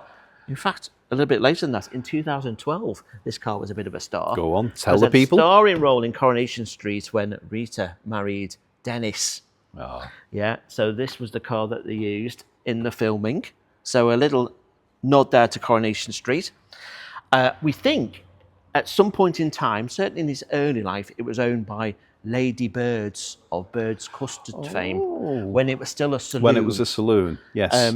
We think the change was done or the conversion was done sometime post 1976. Okay. 1965 model, we're looking at somewhere 27, 28, 29,000 pounds on this one, Jim. Yeah. And there's things to look at. I mean, the colour combination's lovely. Interesting number plate, but when people chop a roof off a car and make a convertible, it's not just as simple as you might think. No. Other strengthening has to take place. You look at the door gaps, always a telltale sign. These are perfect.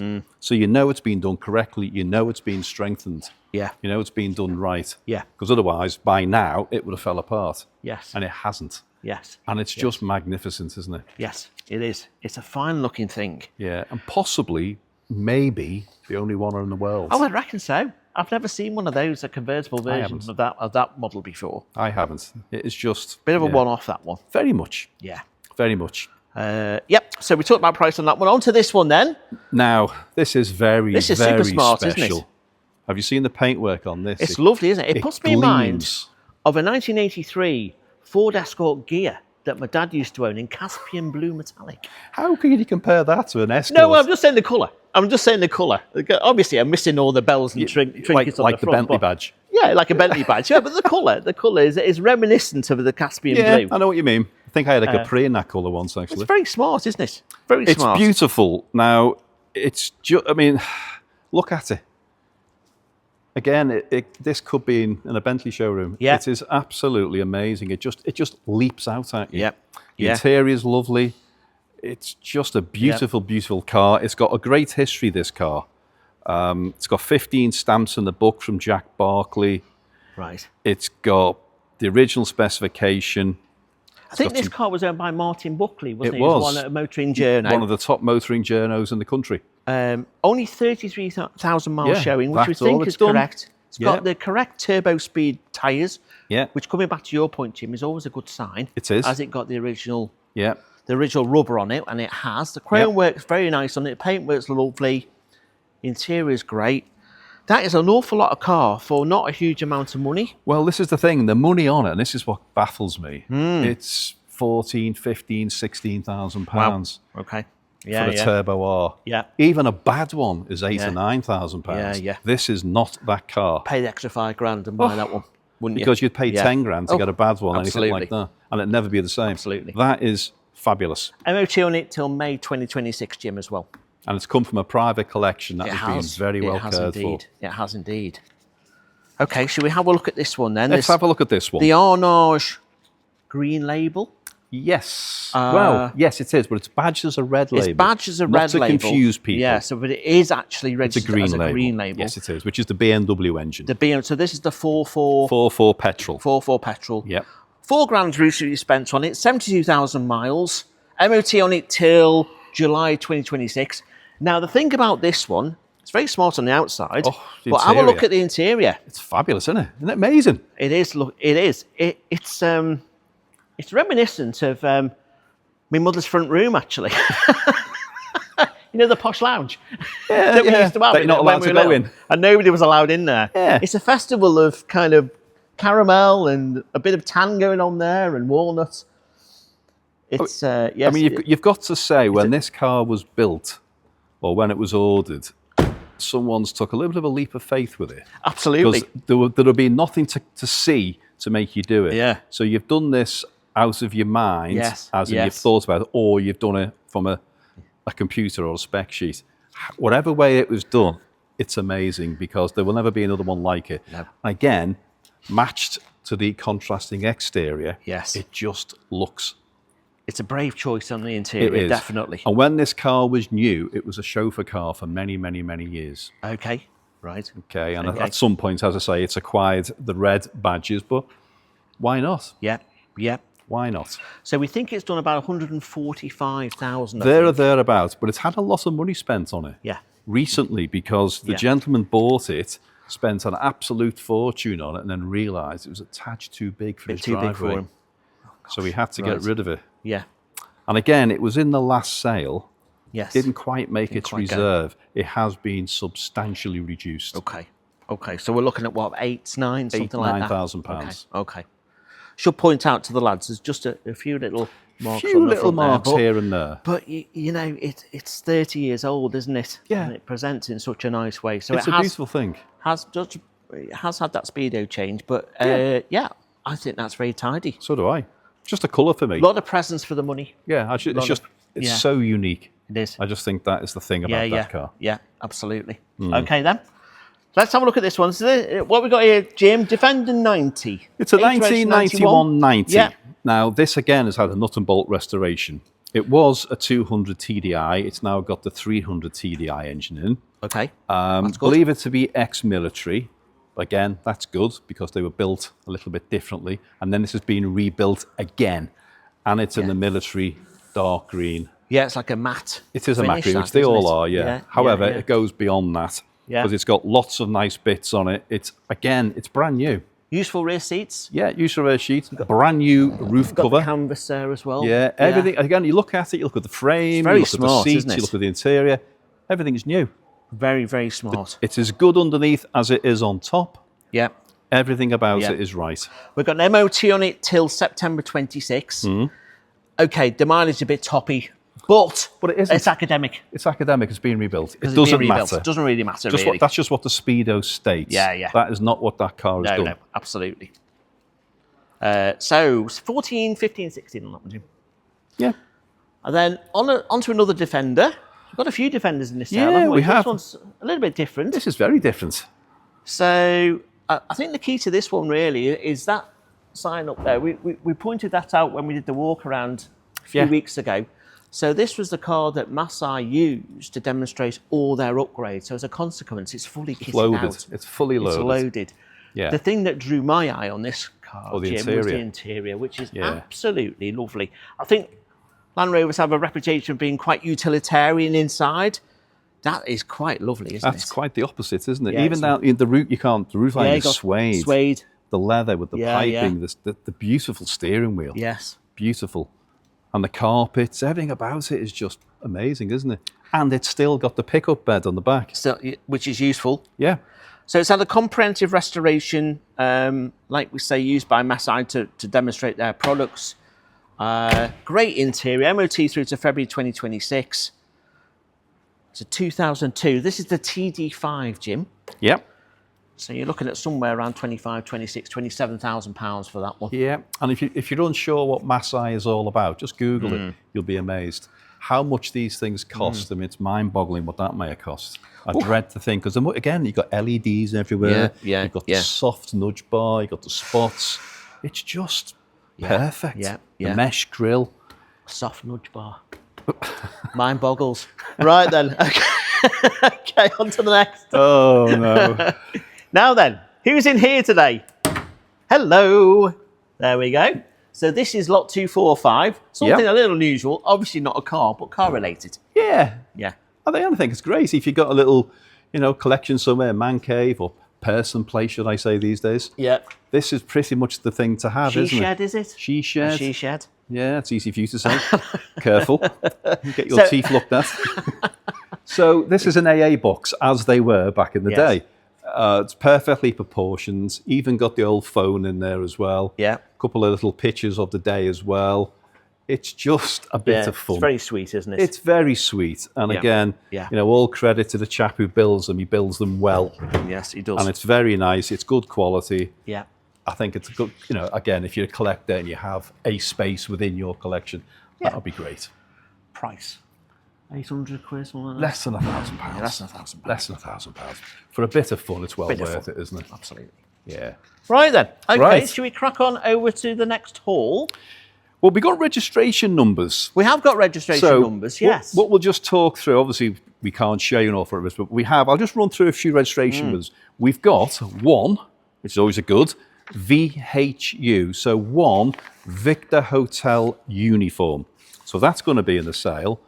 As we all know, a number 1 on a plate is the price. That's going to be somewhere between 16, 17, 18,000 pounds. Then we've got KOJ1, so Kilo Oscar Juliet 1. Again, 1's on the back as opposed to 1 on the front. Again, same sort of price range, 17, 18,000 pounds. Now then, you might have mentioned this outside. We've got another one, which is JUB1E, so Juliet Uniform Bravo 1 Echo, which could say Juby, or it could say anything you wanted to say, but it looks great on a plate. It really does. Look on our website. You'll see how they're done. If you wanted to use them as show plates, how you space them might make a difference.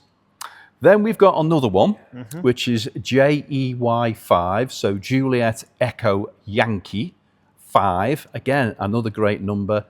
That's 10 to 12,000 pounds. Then we've got, this is a great number. This is 2 Papa Charlie Juliet, so 2 PCJ. Now they're great initials. That again is worth an awful lot of money. I think that's too cheap, this plate, but anyway, who knows? That's going to be somewhere around 10, 11,000 pounds. Now, this is the one you mentioned. That's the one. You like this, don't you? I do like that now one, then, yeah. we've got F1 SHE. So, what's F? I forgot what F is now. Foxtrot. Foxtrot 1, Sierra Hotel Echo. So, fishy or fishy? Fishy. Fishy. Fishmongers? Fishmongers along those lines, or something fishy, maybe you. So, it's... Thanks. It's again, it can be wherever you want it to be. Again, that's going to be 10, 11,000 pounds, possibly. Now, here's another one which is great. Woolly. Woolly, yeah. I like that one. 40LLY. So it could be Woolly. So Whiskey 40 Lima Lima Yankee. And again, I don't know, £4,000-ish. So we could say Woolly, Wally, whatever you wanted to say. Again, we've got another one, which is 800 BTU. So 800 Bravo Tango Uniform. And again, that's going to be somewhere circa £3,000, possibly. Somebody did point out to me the other day, actually, with the BTU, it's similar to Bentley because they have TU numbers on the Bentleys. Oh, yeah, yeah. So okay. if you were... Well, the Marilyn Monroe analogy as well, you could maybe respace that a touch to move that B. Be careful. There might be children watching. Right. But have a look, you'll see what he means.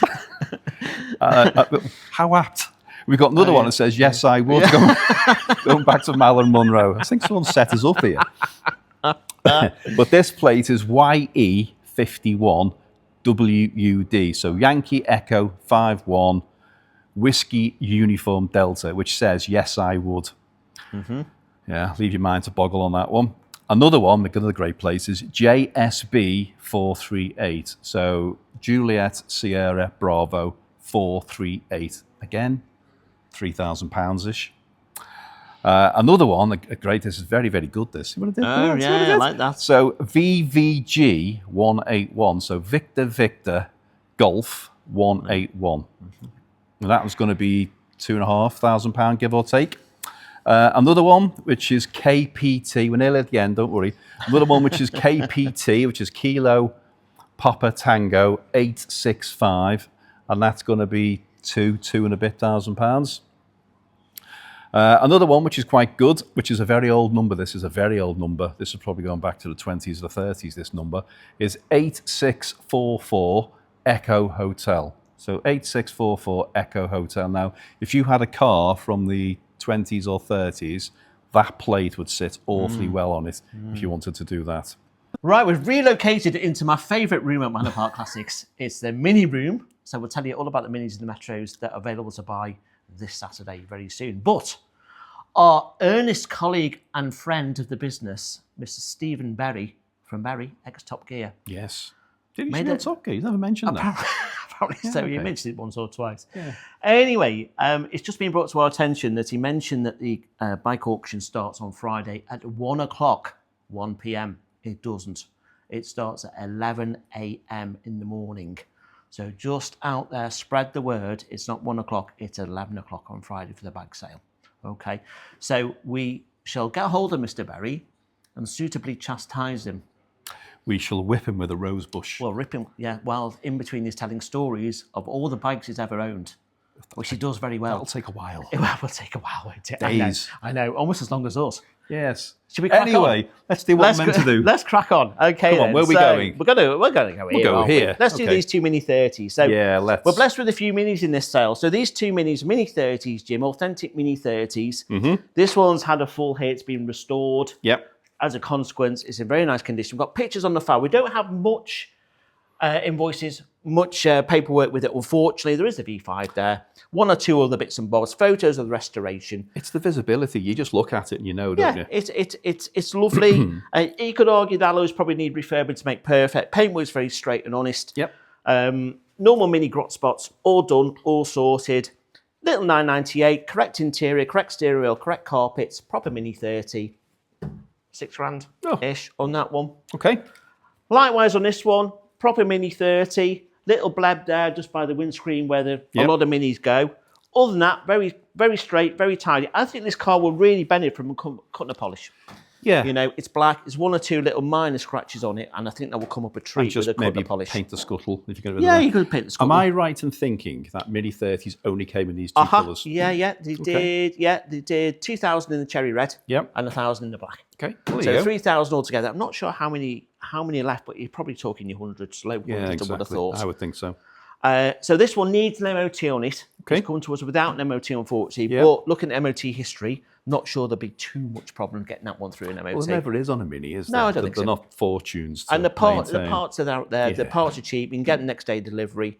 Again, £6,000 on that one. Very, very roughly. Rare. Both little rare, Both little mini special editions. Arguably, this one's slightly rarer because there's less of them Yes, in black. absolutely. Yeah. Okay. Absolutely. Yep. Okay, then.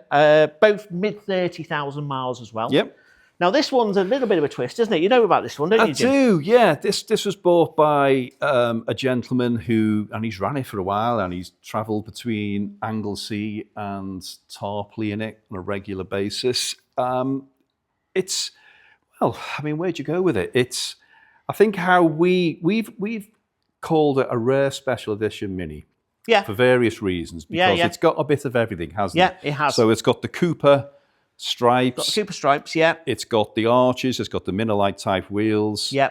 It's got the black roof. So there's your Cooper connotation. Yeah. Then we go to a 40th anniversary interior. Yes, which is very nice. Very rare. Yeah. Because it does beg the question, how do you come across a 40th anniversary interior? Yeah. Well, I hate to say it, but Mini 40s did get broken. Yeah, for their interiors. It's a shame, but someone's benefited. Nice. Yeah, so it's got the full 40 interior. Yes, it has. You've got a Cooper exterior, Cooper look with a luxurious 40 interior. Yeah. But that's not a bad thing, because you've got the best of both worlds there. Yeah. So it's got all the looks, Yeah. all the panache, with a little bit of luxury. So I think it's fair to say it's not an official special edition Mini. No, it's not. It's somebody's take Yes. to personalise a Mini in terms of what they want. Yeah. And that's the beauty of Minis. You can do that. Yeah, and I don't think it hurt in any way. It started out as a standard Mini back in the day. Yeah.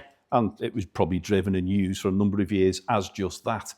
And then somebody has come along and made it personal. Yeah. And that's great. Yeah, I think that's fine. And it doesn't hurt its value. It doesn't make it worth any less. It makes it a whole lot of fun. Yeah. A fantastic car to play with. It's a late one as well, Jim. So Very it's a late. 1999, and it's, of course, it's got the 1275 MPI engine, as opposed to the 230 there, which had the 998. Just so with the a better carb. engine as well. And it's got that look across the front, hasn't it? I know it's not quite the same, but I was watching these two Minis come in yesterday, and I was thinking, ooh, Italian job. Oh, yeah, very much so. But not quite the same colours, and I think the spot, if I'm not wrong, this is sad, the spotlights went the same way. They were in a triangle. Yes, they were. They had a triangle. They had a like that, and one up there. Yes, absolutely. So I with the don't know quartz ID and headlights. Did you know one of my nicknames used to be Camp Freddy? Did it really? Yeah, I wonder why. Oh, yeah. I don't know. Thank you. Right then, on to the next. Another Mini. Obviously Mini Cooper, but this one's a bit special because it's a Japanese special edition only one. Yeah, I like So this. Japanese Mini Cooper 40. You get the auto box, which is you never got in the UK, And aircon? and aircon as well, Yeah. and that's it. Those are the two main features of this car. It's got the sports pack look with sports pack arches, sports pack alloys as well.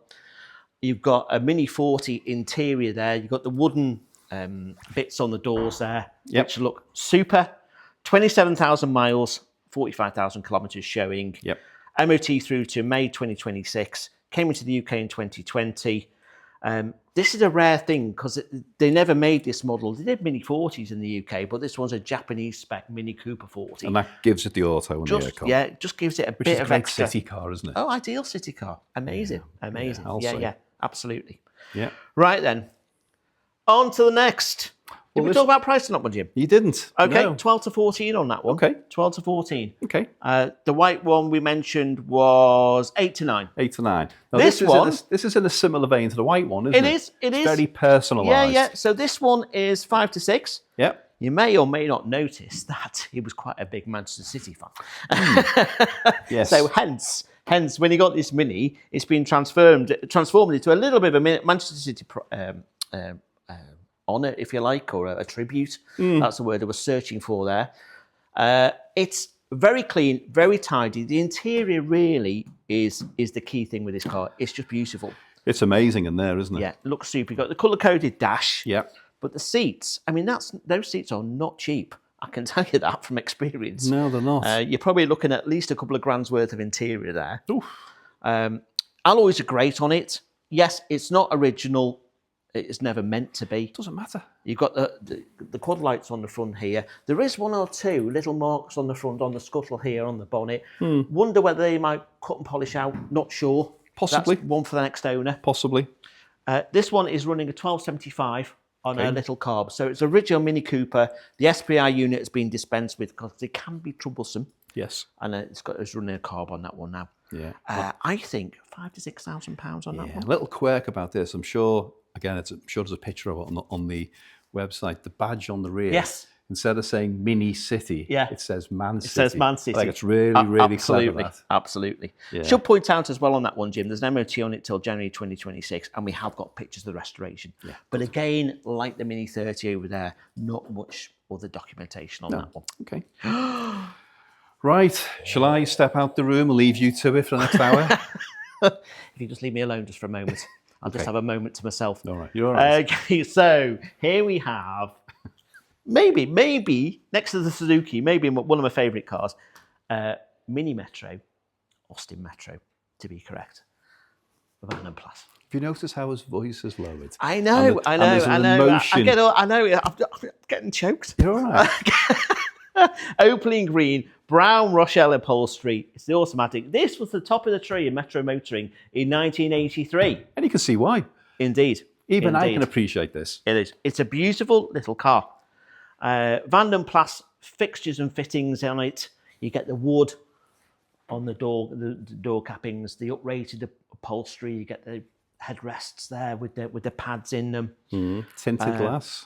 Bronze tinted glass. Bronze tinted indeed. glass, no You get less. the little chrome accent on the grille here. Super low mileage on this one. I think it's done 20,000 miles, Jim. Something like that, yeah. It's MOT exempt now. 27,000 miles, it says. 45 years since the Metro was introduced to UK motoring.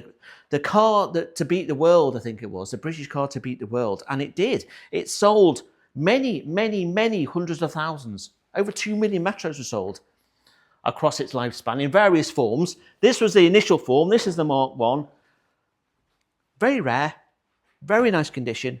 Very rare, particularly this colour. I love the colour. The Opaline colour green, lovely. works so well with the It does. interior and the tints. It's a lovely package. It is. I don't really notice, but I quite like this car. You never mentioned that. I know. £5,000 to £6,000 on that one. Get it bought. Do you remember the advert for Dunlop De Novo tyres? I do. In a Metro with Sir John Stalker. Remember that? Was it? It Oh, was yes. Sir John. Oh, Yeah, right. he was the Okay. Metropolitan Gosh. Police Commissioner when he retired. He right. did Okay. advert on a runway. I remember that. Right. And the key. Oh, do you know what? Hey, Go we're with on me one. this. We're on one. Steady now. And the thing was, what they said was, we believe this to be a major contribution to road safety. Okay. Right. Do you know why I remember that? Go on. Because when we were daft and stupid selling BMWs, we used to have a certain saying that we had to get in to a customer. Right. And that was one of the things. So we'd go and try and sell a BMW.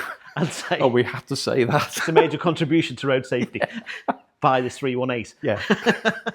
Yeah, I know. Silly things you do. For all my colleagues out there who we did, I'm sorry for dropping you with it.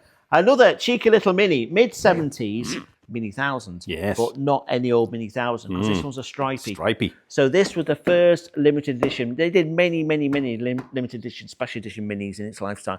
This was the first. The stripey, of course, comes from the seats. And as a consequence of how well these sold, that seating material was then introduced to subsequent Minis. Yes. And didn't the Clubmans way back when have a similar seat? 1275 GTs did. Yes, similar, they had a wasn't very, it? very... Maybe broader stripe. Yeah, I think they used the same stripe in the MGBs of the time as well. Yeah. Now, this one's had a full hit, Jim. There are photos on the file of a complete respray. Okay. If I'm being really, really, really picky, the wheel trims aren't quite right. There are earlier wheel trims, but you know what? It doesn't really matter. No. It's got the Webasto vinyl roof. Well, would that have been standard, the vinyl and the Webasto? No. So that is an addition. That's an addition. Okay. Very, very in keeping. It's a good one, with the though. time. It's a great one. Ideal, really. Just makes it even more airy inside. Yeah, it does, doesn't it? Cheerful little 998 engine there. Because it's a rare Mini, they only made them for a limited period in green and white. You look at somewhere between £7,000 and £8,000. I did actually have one of these a couple of years ago, and I sold it for 10 grand. So I think at 7 grand, you're okay. You're okay, yeah. You're okay with that I'll one. go with that. 62,000 miles on that one, tax exempt, of course. Okay. And then we've got a couple of Metros from the same home. Now, these cars have been loved and cherished for the last 10 years or so. You can tell. You can, can't you? Yeah, they just So look dead this right. one is Monty. So this is a very late Mark II MG Metro. Flame red with the correct MG Metro interior. Now, originally, this car would have had metric wheels and tyres. Yes. So it's now running on the cross spokes. Yeah, are they turbo alloy wheels? They were turbo, MG Metro turbo alloys, and you can get them as an optional extra. And doesn't it come with a set of wheels as well? It does come with a set of the original metrics. Yes. And the front wing as well. Okay. Because if we're being honest, there's just a very tiny bleb just down there on the driver's side wing. Okay. Typical of Metros. Yeah. Please don't mistake this for being, a Metro that is rusty. It's not. Well, if you had the point of that out, you'd never see it. Yeah, it's just showing its age very, very slightly. Other than that, it's really, really clean. It's had a gearbox rebuild as well, this one. Mm-hmm. We've got lots and lots of documentation. We've got a copy of the original invoice when it was new. How much was it? I think it was about £7,000, something like that. Wow. Yeah. We've got the matching front and rear reg plates as well from the supplying dealer. The sticker in the rear window. It's got some great stickers, I have to say. Really period stickers on it. It's a very clean, tidy MG Metro. Yep, it is. I think there's just over 100 or so MG Metros left. Mm-hmm. They built over 200,000. So this is a rare little car. It is. MOT, fresh MOT on it, 12 months MOT. Jump in and away you go. And how much is this? This'll be, I think this is somewhere around £6,000. That's about the going rate for a clean not a lot of money, is it? I don't think so. I don't think so. If that was an XR2, not in Mercury Grey, but if that was an XR2, it would be 10 plus, 8, 10, 12. Yeah, I think so. So that's super, as is this. Now, you could argue this is even more special than the MG, only because of, the mileage, which is 18,000 miles from you, and the paint as well. So this is Atlantic blue it's lovely, over the Azure blue. Yep. Duotone, it was called in the day, Jim. Duotone, yeah. Special edition, a special extra this was, the Duotone paint. It just suits the VP lines so well with the extra chrome. This is still running on the original metrics. Okay. But it does come with a set of pepper pots, which do need restoration. Okay. But it's very clean, very tidy, very honest little car, this, and super smart.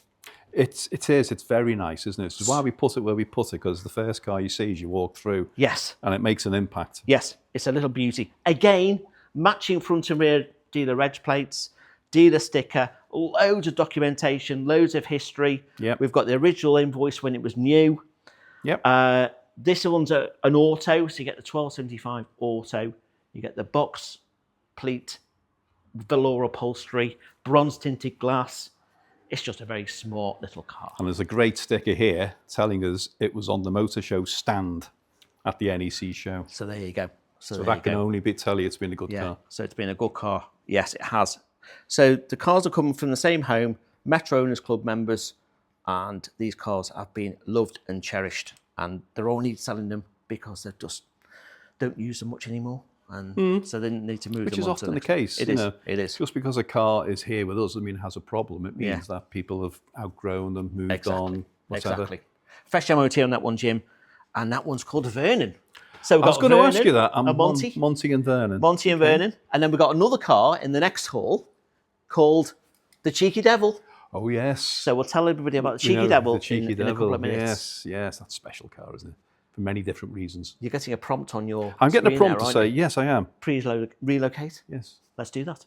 Right then, the next one is another TR6. It is another TR6, but this one's got the hardtop. It has.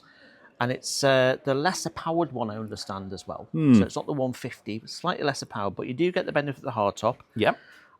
Very clean, very tidy. Only 2 former keepers, 74,000 miles, which I think is correct. It's nice. Got the overdrive. It was fully optioned in the day. So you also get the Kenlo fan as well.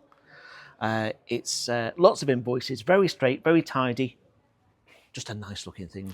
It is, and it's a UK right-hand drive supply car. It's not an import left to right, anything like that. It's a UK car. Yeah. All the way through. Just look at the paintwork, actually. It's super, isn't it, on the front there? Very nice.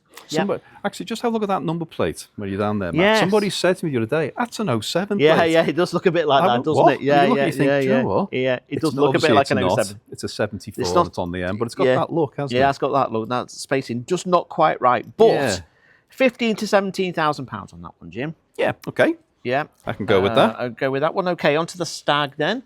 So much like the burgundy metallic one we saw before, this one, again, if you're after an original Stag, this probably isn't the one for you. No, but it's it not. looks very, very tidy, doesn't it? It is. It was restored some years ago, and it's not been driven quite a lot due to ill health. So it's a little bit, needs a bit of love here and there. Yeah, yeah. Just here and there. Yeah, yeah. But it's a pleasing combination. It's not the original colour because No. it's metallic, and I don't recall them being metallic back in the day. No. But what was interesting was when the vendor brought it in, and he's quite right, he says, "Do you ever watch New Tricks?" I thought, oh yeah, with Dennis Waterman. Oh, yes. Dennis Waterman drove a Stag in this colour with this interior in New Tricks. Right. This isn't the one, by the way. Not the one. Okay. But it puts me in mind of. It does. It does. This one's an early one, isn't it? On a J. Yeah, it is. 1970. That's a very early It's one. very early one. It's got the later wheels. Got the later wheels, yeah. Yeah, it's got the chrome sills Yeah. and the it's- stripes, because the early ones didn't have the stripes, did they? No. But it's got a great look about it. It has. It's a usable car. It was driven here. Everything was right about it. It's just going to be a nice cheap Stag for someone. This is going to be between £5,000 and £6,000, and that's a lot of car for the money. It is, isn't it? Yeah. Yeah. Come and have a look at that one. Yeah. Excellent. Okay. Then we've got the Vitesse. Is it next or the Peugeot? Let's do the Peugeot. Okay, let's do the Peugeot. So this is a very sweet little pug. Very. 304 cabriolet convertible. Yep. Rare thing. Very. Rare when new. Yeah. Rare now. Yeah. In this kind of fleshy orangey colour, which is very period. It is. This is a 73 model, Jim. Yep. Owned since 2003. Recently been recommissioned. I ran this around the car park yesterday. That little engine is a little honey. Sounded very sweet. Yeah. Just needs a little bit of further work on the trim, I would say. If you have a look in the back there, Matt. Just a little bit. Again, it's Just a little bit. it's not massive, is it? No, It just needs a it's bit of just resticking. Just tidying, I would say. Yeah. What else can we tell you? Well, going back to its rarity, it's believed to be one of only 11 in the UK. Is that all? Yeah, Right, which I can go with. Yes. It is a right-hand drive. It was produced for the English market, Yeah. because I don't think anyone's going to convert one of these left to right-hand drive. Yeah. So from that point of view, and it was recommissioned in 2024, not restored, recommissioned. Recommissioned. There is a difference. Yeah, yeah. If you wanted to make it perfect, yes, you could. But you know what? Why would you? I think it looks Just great. enjoy it as it I is. think so. £5,000 to £6,000 on that one, Jim. Yeah. Now, I like this car. Yeah, so this one is very, very nice. Yeah. Bit of a story with it. So it's been owned for the last 15 years or so by the owner. Yep.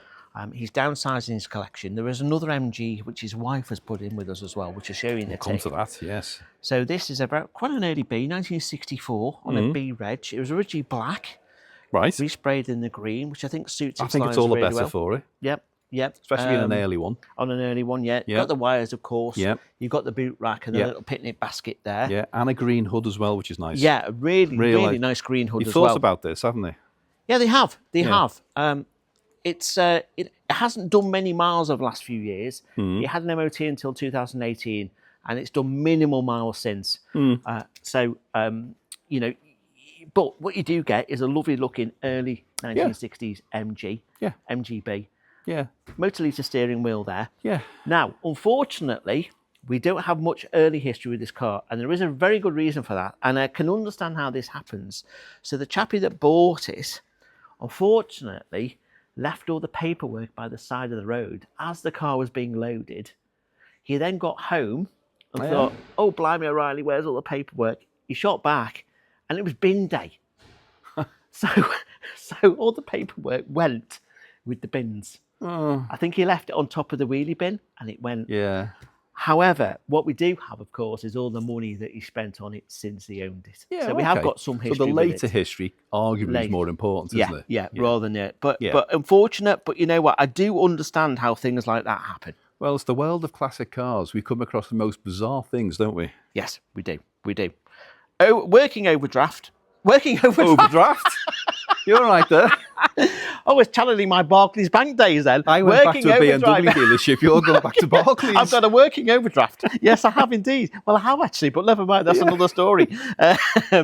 You know what? And I think he's not being greedy. No. £6,000 to £7,000. What you meant to would buy say that. was working overdrive. Working overdrive, correct. That's what I meant to say. That's what you meant to Working say, overdrive, yeah. £6,000 to £7,000 on that one, Yeah. Jim. Which Again, I think is I think that's value in perfect. today's market. So do I. Right then, Now, on to this one here. So we have a Land Rover Defender 90 TDI. yes, a 1995 car. Okay. It's showing a very low mileage of 56,000 miles, which is believed to be correct. Okay. Say believed. Again, the history's been misplaced for the most part through bereavement. However, there's bits and pieces with it. But the car was driven down to us from Orkney, which is way up north. That's a hike. I'll say. That's where it lived for a number of years, which is absolutely fine. It's solid. Everything's good. I think it's actually had some reinforcements on the sills. We looked at this last time, didn't we? Not quite sure it was there, but for some looks reason. Looks as though it has, anyway, definitely. It's got lots of bits and pieces on it. You know, spotlights, different bits and pieces, checker plate. You've got new tyres by the looks of it. Yep. It's got all this thing in the rear, the seats. However, the paintwork is not the best. Yeah. So, again, it's that lovely word, patina. Yeah. Now, I think that might be because of where it's lived. Quite possibly. Yeah. Now, again, few people have come to look at it, and you get some people say, no, they'd repaint it and make it perfect. And it would be great if it was painted. Yeah. But it's a good colour. Yeah. It's a good Land Rover colour. A lot of other people are saying, do you know what? I'm just going to leave it. Yeah. Because it looks great. Yeah, yeah. It really does on the wheels with Yeah. the chunky tyres, the side steps, everything about it just looks great. The snorkel, everything is good. Yeah. But that's your choice. So the bones are good. Bones are Cosmetics good. just need a bit of attention. Yeah. This one's had a new clutch in 2023 as well, Jim, which is not a cheap job on No, these. it's not. It's a big job. Yeah. But the fact that it's been used, it's been driven sparingly, but it drove down from Orkney with little problem. That's great, isn't it? I mean, that's remarkable. Yeah. 12 to 14 on that one, Jim. Yeah, a lot of car. Now, this is one that you've brought in, isn't it? Yes. Now, this has an interesting backstory again. It came to us from a Land Rover or Jaguar Land Rover dealer who used it as one of their company cars. Right. So occasionally they let customers take this away. So therefore, it has to be good. Yeah. Now, again, a lot of the history is being done internally at the Land Rover dealer. So there's not an awful lot of history. That's how these things work in dealerships as a rule. But it's got a lot of things going for it. It's only done 97,000 miles. It's automatic, as you'd expect. It's a 4.6 petrol. Okay. And it's a fresh MOT till September next year. Right. Great colour. Yeah, it is, isn't it? Super. Nice interior. Being the Vogue and being the 4.6, so you tend to get fully the kitted then, isn't it? If it's a Vogue. Yeah, I mean, there's the autobiography, which is one higher, but that doesn't give you an awful lot more. So it's pretty much as it should be, dog guard, tow bar, all the right things on it. But the thing about this is P38, as we know, are on the up. Very much so these days. Price of this, I think, if you were really, really, really lucky, you might get change out of £6,000. Okay. Wow. Yeah. Time will tell. Okay. It's tidy, isn't it? Considering it's done nearly 100,000 miles. It's very tidy. It is nice. Very It's a usable. great example. But it's the petrol engine which is important because people tend to shy away from the diesels. So it's good. So that's a good old-fashioned V8 then, is it? That's it's the 4.6 V8, which is, arguably the traditional Range Rover engine. Okay. So there's that. While we're stood here, we'll just show the lovely people what we've got already. There's more coming for our platinum sale. And we're not going to go into detail. We'll do that another time. But beautiful 911. An Aston Martin Vanquish S. Beautiful Ferrari 328. That's very nice. And there's a very, very, very low mileage RS Focus Lux Pack. You don't get much better than that, do they? Well, that's got the Mount Tune kit fitted as well. Yeah. Has it done 8,000 miles? Less than that. It's 6,500. 6,500 miles. Fresh ticket on it as well. Yeah. And there's a big space here. There is a big space. And we're not showing you our new staircase for our new Mez, which is beautiful, by the way. But it's not quite finished yet. There's a Ferrari California in red, obviously. Will be here in the next couple of hours. Lovely. So we'll talk about that when we get to Look the time. forward to So that. these are the cars. We've also got a load more stuff coming as well as the cars we've just seen in the other room. So just be mindful, put it in your diary. That is the 12th of November. And we have some very special guests, don't we? We do. We have a British touring car driver coming to talk to us and show us a car of the time. Yeah. A real British touring car that is fabulously famous. Looking forward to that. Yeah, so that's all we're going to tell you for now. Yeah. We're just whetting people's appetite. That's the word. Right. what's next then, Jim? Shall we have a look at this Merc? Let's look at this Merc. Oh, well, yeah. Well, I really like this. now this is, you're getting excited over Metros. This could be my car. Yeah, yeah. No, This is the one I'm quite excited about. Very, very stealthy. Yes. Beautiful Merc CLS 55 AMG. So this was the daddy of the day, I guess, was it, in the CLS lineup? Yeah, the CLSs, yeah. It's only had 3 previous owners. Okay. Black on black. Yeah. As you said there, it's slightly stealthy because it doesn't yell at you what it is. Where an M5, for example, a BMW would be shouting, screaming, look at me. It shouts at you when it starts it up. Oh, God, doesn't it? does Because it? it sounds absolutely amazing. Brilliant. The noise is earth phenomenal. shakes when this starts, It does, doesn't it? I thought you'd drop your wallet last time you started up. But little telltale signs, the badging on the side, lower suspension, little boot spoiler, and the mesh on the grille. Other than that, it's not that different, which that's part of its charm. Yeah. As I said, 3 previous owners. It's unmodified, we're told by the vendor. That's what we It like. does show as a Cat D. Yes, it does, doesn't Some it? years ago. We don't know quite why. 2014. Yeah, we don't know. We can't find any signs of it. It could have been vandalism. It could have been, wheels stolen. It could be anything. We don't know. Yeah. However, it's on the system. Yeah. Don't let that detract from what this car is about. It's really clean, isn't it? I mean, there's 1 or 2 little bits on the front here. You're going to have as you'd stone chips. expect. It's a black car. And it's, it's 20 years old. Yeah. It's only done 70,000 miles as well, Jim. We've got MOT on it till April 2026. And it's just a lovely looking. It's a great looking car. Yeah. And as you say, when it starts. Yeah. Super, isn't it? Yeah. And what did we say price wise? 6, 7, 8,000 on it. Wow, that's great value, isn't it? It's ridiculous, for that isn't it? Performance. Yeah. It's ridiculous. I presume they're restricted, are they? 155, are they? Yeah. All German. Well, to be fair, most cars were back in the day. Yeah. But apparently, he says, there's a way of de-restricting them. Yes, I know. Not that I'd know anything about that, of course. It's okay then. Not much use around here though, is Not it? that my Jaguar XKR wasn't de-restricted, but anyway, apparently. So, allegedly, there we go. So moving on. What should we have a look at next, Jim? 309. The little pug. Yeah. So another Peugeot 309 GTI. Yeah. Now we see this is a faithful friend, isn't it? It's been through us a few times now. There's nothing awkward about that. It just is what it is. Changes in people's circumstances. The buyer took ill. The buyer took ill, and asked us to sell it again and for him, which we have, and here it is. Yeah. It's got the MI16 engine in it, which makes it a tad different. So there's a twist for you, which makes it more reliable, more usable. Yeah. But that aside, these are rarer than the 205s. Yes. So this is a nice looking car. It is rare. It looks great in red, doesn't it? It looks great, and it hasn't caused us any problems at all. It just Not starts when we want it to. Yeah. We moved it round. It has had a full hit at some point in time.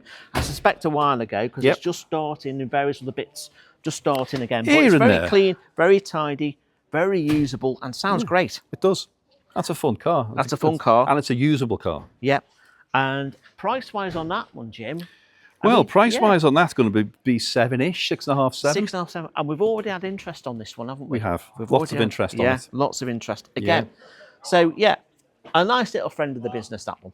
It is, yeah. Then we've got this one here. Is it then we've got Merc this. Nest then? So we've got a couple of Mercs. We have, but this is probably the daddy of the Merc range, isn't it? CL420, Jim. Late 90s, I guess. What year we got? 1998. 98. Yeah. When everything was big and extravagant, and you think of your suits with the shoulder pads in and all this, that, and Indeed, and the hair. And the hair. Did you have some then? Back in the day. Did you really? I know. Yeah, I did. okay. Difficult to believe. Yeah, it but is. It did. You must get some pictures and post them. But anyway, moving Maybe on. not, yeah. This is the CL, which Yes. is S-Class Coupe, if you wish. Yes. Pillarless, as they were. They were something else. This is the 420. Okay. So probably the smaller engine of the range, but doesn't matter. They're not about high performance. They're about what they are. Yeah. It's often said in Mercedes circles, every one of these cars that was ever built, they lost money on because they were so over-engineered. Yes. And they were. Yeah. You feel the quality when you sit in that driver's seat. I had a little spin in this. It's and the it just specification feels, as well. it's You think back bulletproof. to the late 90s and that specification. Yeah, it's super, isn't it? It is. Double glazing, you see it straight away. Yeah, The leather, the feels quality. so well put together. Oh, yeah. So it's Fabulous lovely cars. history on that one. Big spec, MOT through to May 2026. Yeah. Got the Conti tyres all the way round as well, which is great. Yeah. We've got the factory build sheets, previous MOTs, invoices, blah, de, blah, de, blah, de, blah. So, you know, this is a super example with history for not a huge amount of money, Jim. That's the scary thing. What is it? Somewhere between £7,000, £8,000. £6,000, £7,000, £8,000. It's just bonkers, isn't it? I know. Bonkers. Okay. Right. Another Merc then, Another Jim. Merc. So this is a 260E W124, so you get the benefit of the 6-cylinder engine on this one. Yeah. It's done what we believe is correct. Look at the MOT history. There's no service history, but you look at the MOT history, 23,000 miles from new. Smoke silver with a black interior. You can kind of see it, can't you? You can. Bar You can. the little scars, but I think that's just through. So on the rear arches, yeah. let's do it. So the little scrape there, light wears on the other side as well. Bit of paint on that. Well, that's driver error, that isn't would it? do So that. it's not Yeah. the car. There's a slight little kiss there on the door as well, and just up there as well. But the rest And one of or it, two little marks on that. But the rest of it, the rest is of it very, would very tell straight. you that the mileage is genuine. The interior is like The new. interior is like new. It yeah, is, you just it is. kind of get the picture. It's a lovely car, silky smooth 6-cylinder engine, and it's low owners. We've got matching front and rear dealer reg plates, and we've got the dealer sticker in the rear window as well. Which again tells you a good story, doesn't it? Yeah, yeah. And it just thinks it suits the lines really well. You've got the Mercedes-Benz mud flaps as well. Yep. This was not a cheap car in the day, Jim. Oh, no. And it's a great colour too, smoke silver, isn't it? Yeah, smoke Great silver. colour. Yeah. Great colour. Yeah, yeah. And as it says on here, it's only had 3 previous owners, which is, Yeah. again, the age of it is very, very nice. Yep, yep. MOT all the way through to September 2026 as well. Nice. It's a 1988 model. I think somewhere in the region of £6,000 we'll buy that. Lots of car, and that would be a great daily as well. I think that'll be a super daily. Yeah, absolutely. Now then, talking of great dailies. Great dailies. Yeah, I'm not sure about this one. Well, it's an interesting car. It needs a bit of work. It does need a bit of work. And a bit of love. Yes, it does. However, this is probably one of the rarest cars on the planet. At this moment in time, supercars aside, Yes. this is probably one of the rarest cars you're ever going to see. Okay. It's a Vauxhall 2060 Grosvenor Coupe. Yep. You might think, it's a Vauxhall. That doesn't matter. Yeah. Plenty of Rolls-Royces, plenty of Bentleys, few Lagondas, that type of thing. But not another one of these. No. Believed to be one of only 2 in existence. Right. Wow. Yes, Okay. it needs a restoration, and it does. It's been in current ownership since the mid-80s. It's Yes. obviously been in storage, as we can see. Yes. It's just, yes, it's an interesting car. Yeah. It's something that would obviously going to have a restoration. But you know what? When this is done, Nice. this will be a very, very rare car. And Yeah. it's got a great shape to it as well. Yeah, it has. Yeah, it looks super. You know, Yeah, some of yeah. these things can be elongated, and Yeah. it's got a great shape to it. Yep, yeah. And it does come with a selection of parts which are next to it and behind it and inside it as well. So Yeah. it's not as you see it. There are some parts with it. But again, if you're that way inclined and you want to do something restoration-wise, come and see it. Yeah. Yeah. Look at the photographs, interrogate it, but come and see it's the best idea. Then you know what you're getting. Sliding roof, Jim, I know. in 1929. Yeah. And apparently, interesting fact alert, this was the first 6-cylinder Vauxhall available at less than £1,000 in the day. So tuck that up your sleeve. I thought what you say then. But thank God you said sleeve. £1,000. Yeah, that way was a lot back of when money. was a lot of money. So that was an expensive car. Yeah, it was. And you can kind of see it. It's got a presence, hasn't it? Yeah, I'll say. Okay. Yeah, I'll say. Right. Moving on to restoration. Yeah, another little project. This has got a great story, hasn't it? It has got a wonderful Great story. Yeah, so the vendor bought it in the 70s, I believe. Was it his tucked first car, It was someone his told first me? car, yeah. Tucked Yeah. away in the 80s, hasn't Wow. been run since. So it's a true restoration. Super little example, loads of character, loads of potential. Yeah, Metal bonnet. metal bonnet. And it's got a hood. And it's it's got got a the hood, frame, the yeah. hood's there, and Yeah. the hood's okay. Yeah, You've got the side windows, which is good, and they just clip out, as you know, but it's Yes. got them. These things get lost through time. It's yeah, they do. complete with all the things that you need. I'm sure it's missing a few bits here and there, but low ownership, Yeah. Nice little long-term example. ownership. It's a great little Loads project. of potential, like we say. Yeah. You know, no reserve on that one. Yeah. No paperwork, Jim. So you know, unfortunately, so we're going to need to whoever buys it's going to need to apply for the V5. Yeah, But that, like, you know, these days, give it a few weeks. yeah. Shouldn't Pretty be a good, aren't problem. they? Okay, right Now- then. On to the Vitesse. Now, I do like this. So this is tidy, There's one or two little blebs It and is blemishes. tidy. Just put that. But it is a mid-60s, so it's a Series 1. And I believe this is a 1600 six-cylinder as Which well. is rare. Which is rare. Yeah. We've got the aftermarket steering wheel there, Jim. It was driven to us. It's got the original steering wheel in the boot, by the way. Yes, we have. So if somebody wants to put that on. Absolutely. But that kind of works. Yeah, it does. It does. I drove this for our tracking, Yeah. and it drives lovely. That engine is silky smooth. Yep. Driven to us from the vendor's home, probably Yep. 30, 40 miles away. Yep. And I think it, overall, I think for the money, because it's going to be no reserve, Jim, potential bargain here for somebody. I'll say. Super interior, just a little bit different. Well, do you know, A little bit different. It's very shiny, very presentable. Yes, it needs the bottom of the doors, arguably maybe into the sills, but that's common Yes. on these things. Yes. Yeah. It's not a big job to do. No. But again, you'd probably get a summer out of it before you need to do anything. I think so. But the interior, as you say, is lovely, isn't it? And it's had a recent replacement roof as well. Yeah. And we've got some invoices on file as well. Yeah, I like that. So that's nice. But no reserve, that's special. Yeah, no reserve on that one. And then Okay. we've got the red 318i. Yes, another E30 BMW convertible. Another one. This one's got the manual hood. It was electric. It was electric. And it's had a conversion. Now being converted, The hasn't it? gentleman went to great lengths and great expense to get a conversion kit from Canada, which he's left all the details in. It's very, very good, by the way. It's so simple, it's untrue. Right. What Okay. operates from the boot. I Yes. had one done on mine, which was quite complicated. This is simple, wish I'd have known, but there you go. Automatic 318, quite rare. It's a 1993 car, so Yep. again, one of the last ones. Yes, late one. Looks good in the red. Yeah. It's had a bit of paint. There's bits Yeah. and pieces on it. It's on the cross spokes. One thing I have noticed, it's been de-locked. De-locked as well, yes. So it hasn't got any locks on it, but you do it on the blipper. Yeah. Or you can do it through the boot, which I think operates a central locking.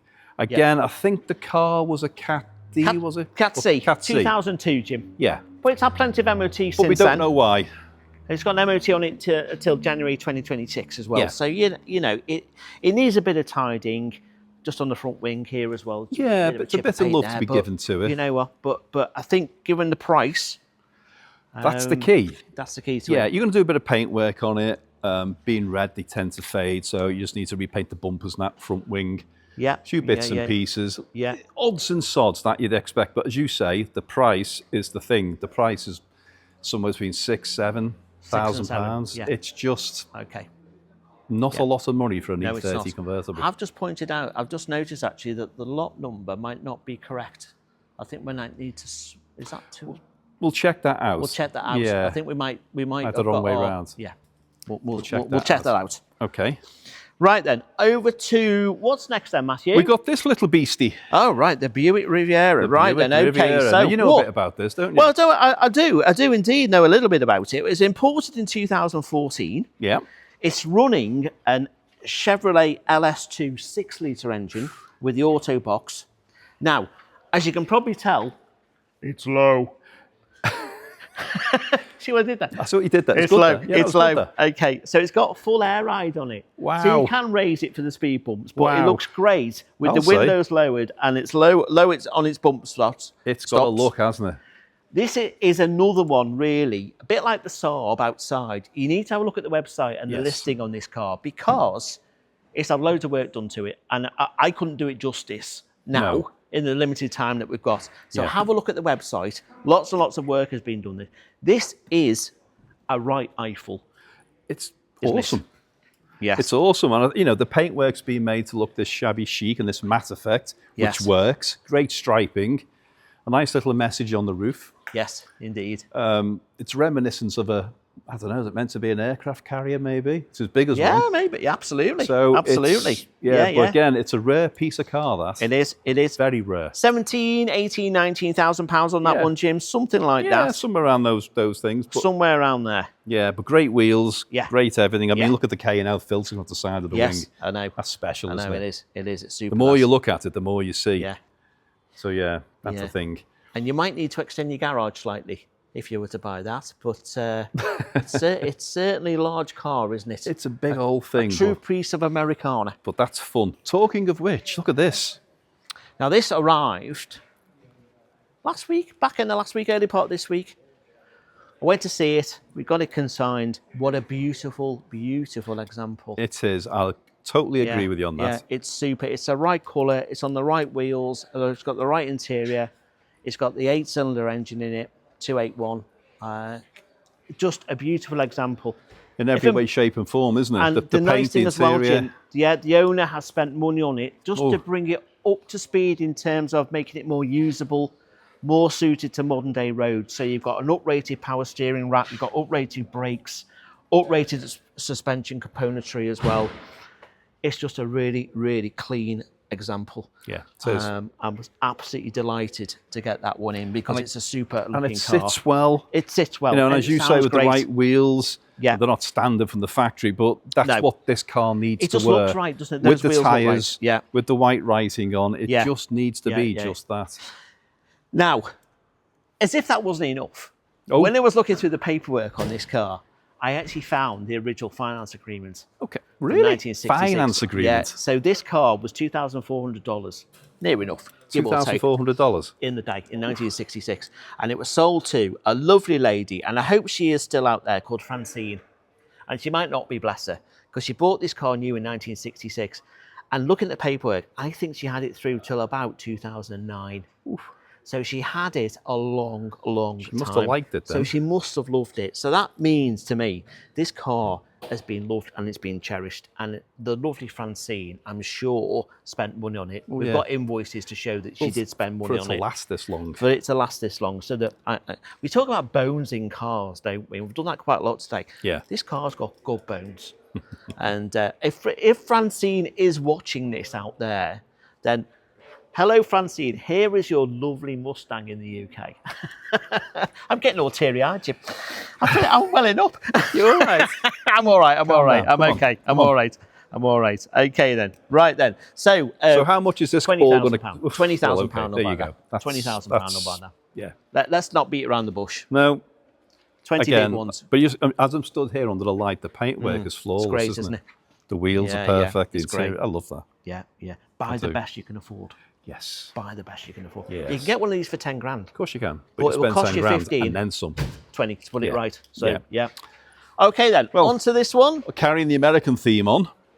Yeah. So a Chevrolet Camaro, 1977. 77, yeah. And what makes this? Driver, is that right, Tim? It was. Yeah. It was the guy who's bought it now as an American collector. The guy he bought it off used it for 5 years as his daily.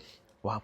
Okay. Now that's something else, isn't it? But the reason being, a lot of these were converted to V8 and this, that, and the other, and so on and so forth. This is the original 6-cylinder engine. Okay. Now that you might think, ooh, put a V8 in it. No, don't, because this makes the car, being a 6-cylinder, usable. Yeah. As is proven. Yeah. So it's not as bad on fuel. It's lighter. It's more usable. It's easier to repair. Perfect. Lovely. Now the colour combo, obviously in Works, silver. doesn't it? Yeah. The interior seating wise and carpets are all new. So that's all been redone. The door panels are original, it would appear, but they're fine. But the rest of it is being retrimmed. Okay. In as close as possible colour to what it should be. But I think it's there really.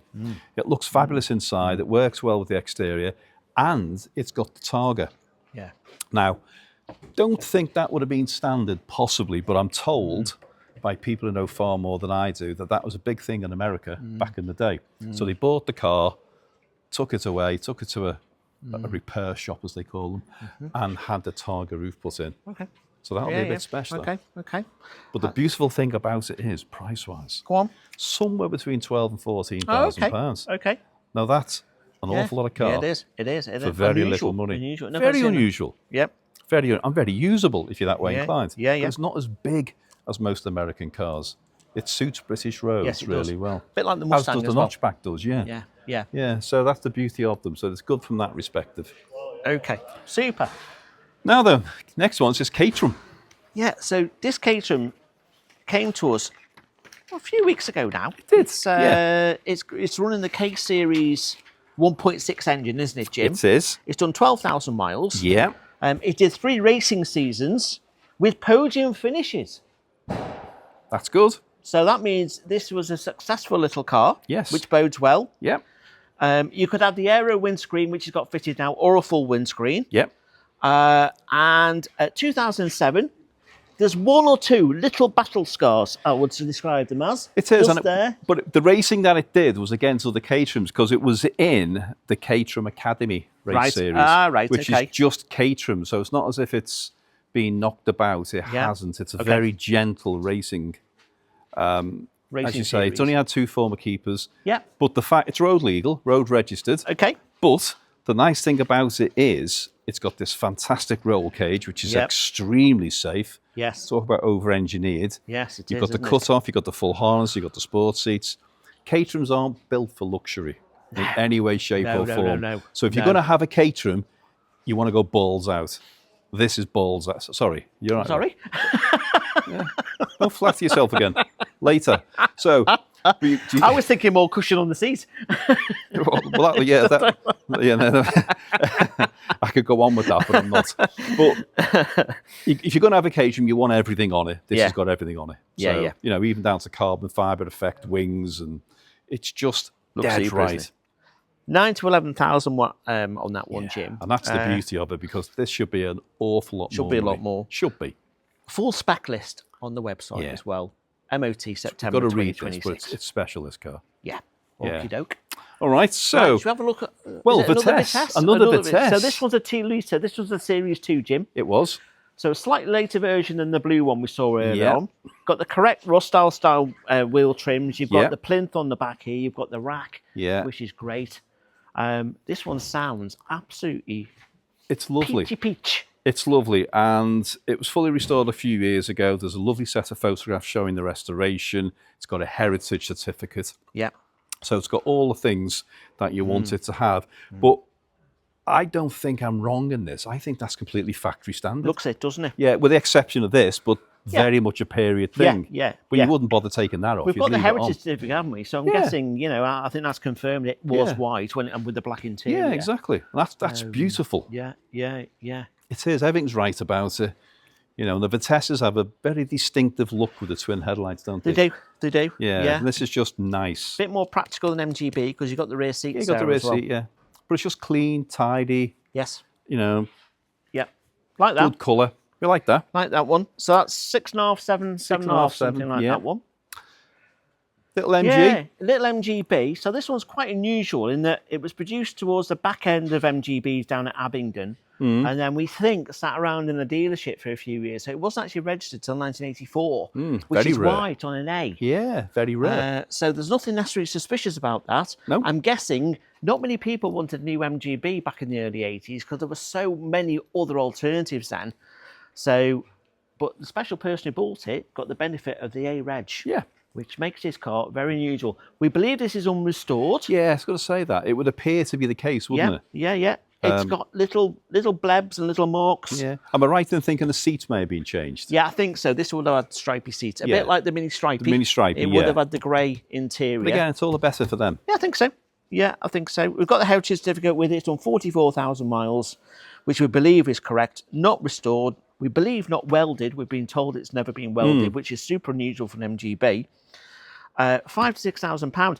This one didn't sell in the last auction. It didn't. We pulled the reserve down a touch again. It's been lowered, yes. Yeah, so I think that'll go. So do I. By rights, that should go. From its rarity value alone. Yeah. Now we go on to this little monster, which is lovely, by the way. Yes. 1972 Stag. That's a super example, isn't it? Now, you really do need to read the write-up and the history file on this because it's had a few subtle modifications, but it's had a very, very expensive restoration. Right. Okay. The visibles as the wheels are the Minolite style wheels, which are fine because the other one's got them.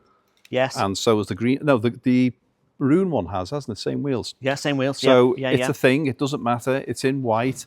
Being a very early car, it doesn't have the stripe, which is fine. Doesn't have the chrome sill. So that, again, is how it should be. Yes. So from that perspective, it's good. Manual gearbox with overdrive. Original engine? Originally, I think it was. I could be wrong. That's why I want you to read the information. I think it was an automatic originally. Ah, right. I think. Okay. And it was a Cat D as well. It was a Cat D, but 2015. After a restoration, it matters not a jot. Yeah. And a D, as we know, is something and nothing. Yes. So we're not too worried about that. Okay. But a beautiful car. Daily, the guy drove it from the other side of Birmingham to us when he drove it up, so it behaves itself perfectly well. It's just a very I've got nice. a hardtop with this one, Jim, as well. I believe we have. It might have. Factory Just hardtop. pull that little thing on the seat there. Let's have a look. Nope. No. It's Okay. not there. I believe we have. Just check the website. We'll check the website. Yeah. It might have actually, because I think there's a hardtop over there. But check the website. Yeah. Okay. Fine. Good. All right then. Price on that one, then 10, 11, 12, something like that. Somewhere around those prices. Yes. Lovely. Okay. What's next then? Fiat. Little Barchetta. Yeah. MOT through to July 26. They're great, these, aren't they? Really unusual. I think Punto underpinnings. Yes. Little 1.8. That makes it good from a reliability point of view, parts Puntos point of view. Yeah, they've got a reputation, haven't they, for being fairly robust, haven't they? Yeah. They're all left-hand drive. I think a few got converted to right, but when they were imported and you bought one from a Fiat dealer, they're all left-hand drive. Yeah. This one looks very cheerful. It does. It's great in yellow, isn't it? Yeah. With that wooden centre console and the dashboard, it really, really brings it out, doesn't it? We've got 8 stamps in the book, Jim. We've got the rear rack here. Yep. Healthy history file. Yep. It's not perfect being stretched. No. You know, there's little blebs and blobs here and There there, is. a little bit of fade, but it's a fun car, isn't it? it's a fun car, and it won't be a huge amount of money because No. this is going through as no reserve, Jim. Perfect. Yeah. So we'll see how that one does on the day. Okay. The next one. Oh, blimey, O'Reilly. Yes. Isn't that pretty?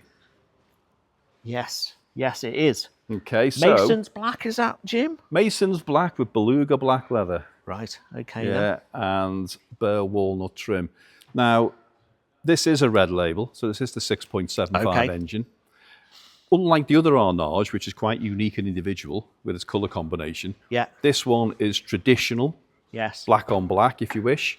Can you get in there, but Matt? it's lovely. So look in there. It's It nice. is lovely, isn't it? Yeah. It's a great place Comes to with be. a bit of history, comes with its book pack. Yes. There's lots of history, in fact. Classical colour combination. Yes. Again, this came to us from the Midlands area. It's a lovely, very, isn't it? very pretty car. You know what? For 25 years old, that's not in bad nick at all, is it? No, it's lovely. The only thing which, when I walked around the car, and it is hard to see, but I did notice it, and it's only right we point it out, which there's a little mark over here on the bonnet. But you know what that is? I could be wrong, but I think that's over-polishing. It's over-polishing. I think it's on the rib as such. So just here, so if you can just see that, Matt, just there, I think it's over-polishing. Right. Which, looking at the rest of it, you can see why, because it's just gleaming, isn't it? And it's only done 75,000 miles, Jim. Yeah, that's all it's showing. Which we think is correct. Yeah. So it's nice. How much is going to buy that? Well, this is going to be What do you reckon? bought for, I don't know, 10 to 12,000. Right. Which again, a lot of car. Lots of car. Yep, I like that. You know, looking from the back end. If you just catch that back end from here. Sorry? Oh, right, of the car. The car. You worry me. Right. You worry me? I think I'm more worried than you. Oh, you're flattering yourself again. But look at the twin exhaust, the chrome, the way the plate sits. It just looks magnificent. If you're behind that somewhere, you know you're behind something classy. Yeah. So hang on a minute. So let's just revisit something. So this, say 10, yeah? Yeah. And the CLS for what, 7? Yeah. So for under 20 grand, you could have this and the CLS outside your house on the drive. Wow. That's quite a collection, isn't it? That's quite a collection. You got me thinking now. Well, You got me thinking. if you did that, you'd put the council tax up in your area. So That's not don't difficult. do it. Right then. Okay, on to the next. So we were blessed with 3 Dolly Sprints in the last sale, weren't we? This one didn't sell, unfortunately. We nearly got there. We were so close, but we didn't quite make it. Yep. So we've had a chat to the owner. It's loaded reserve just a touch.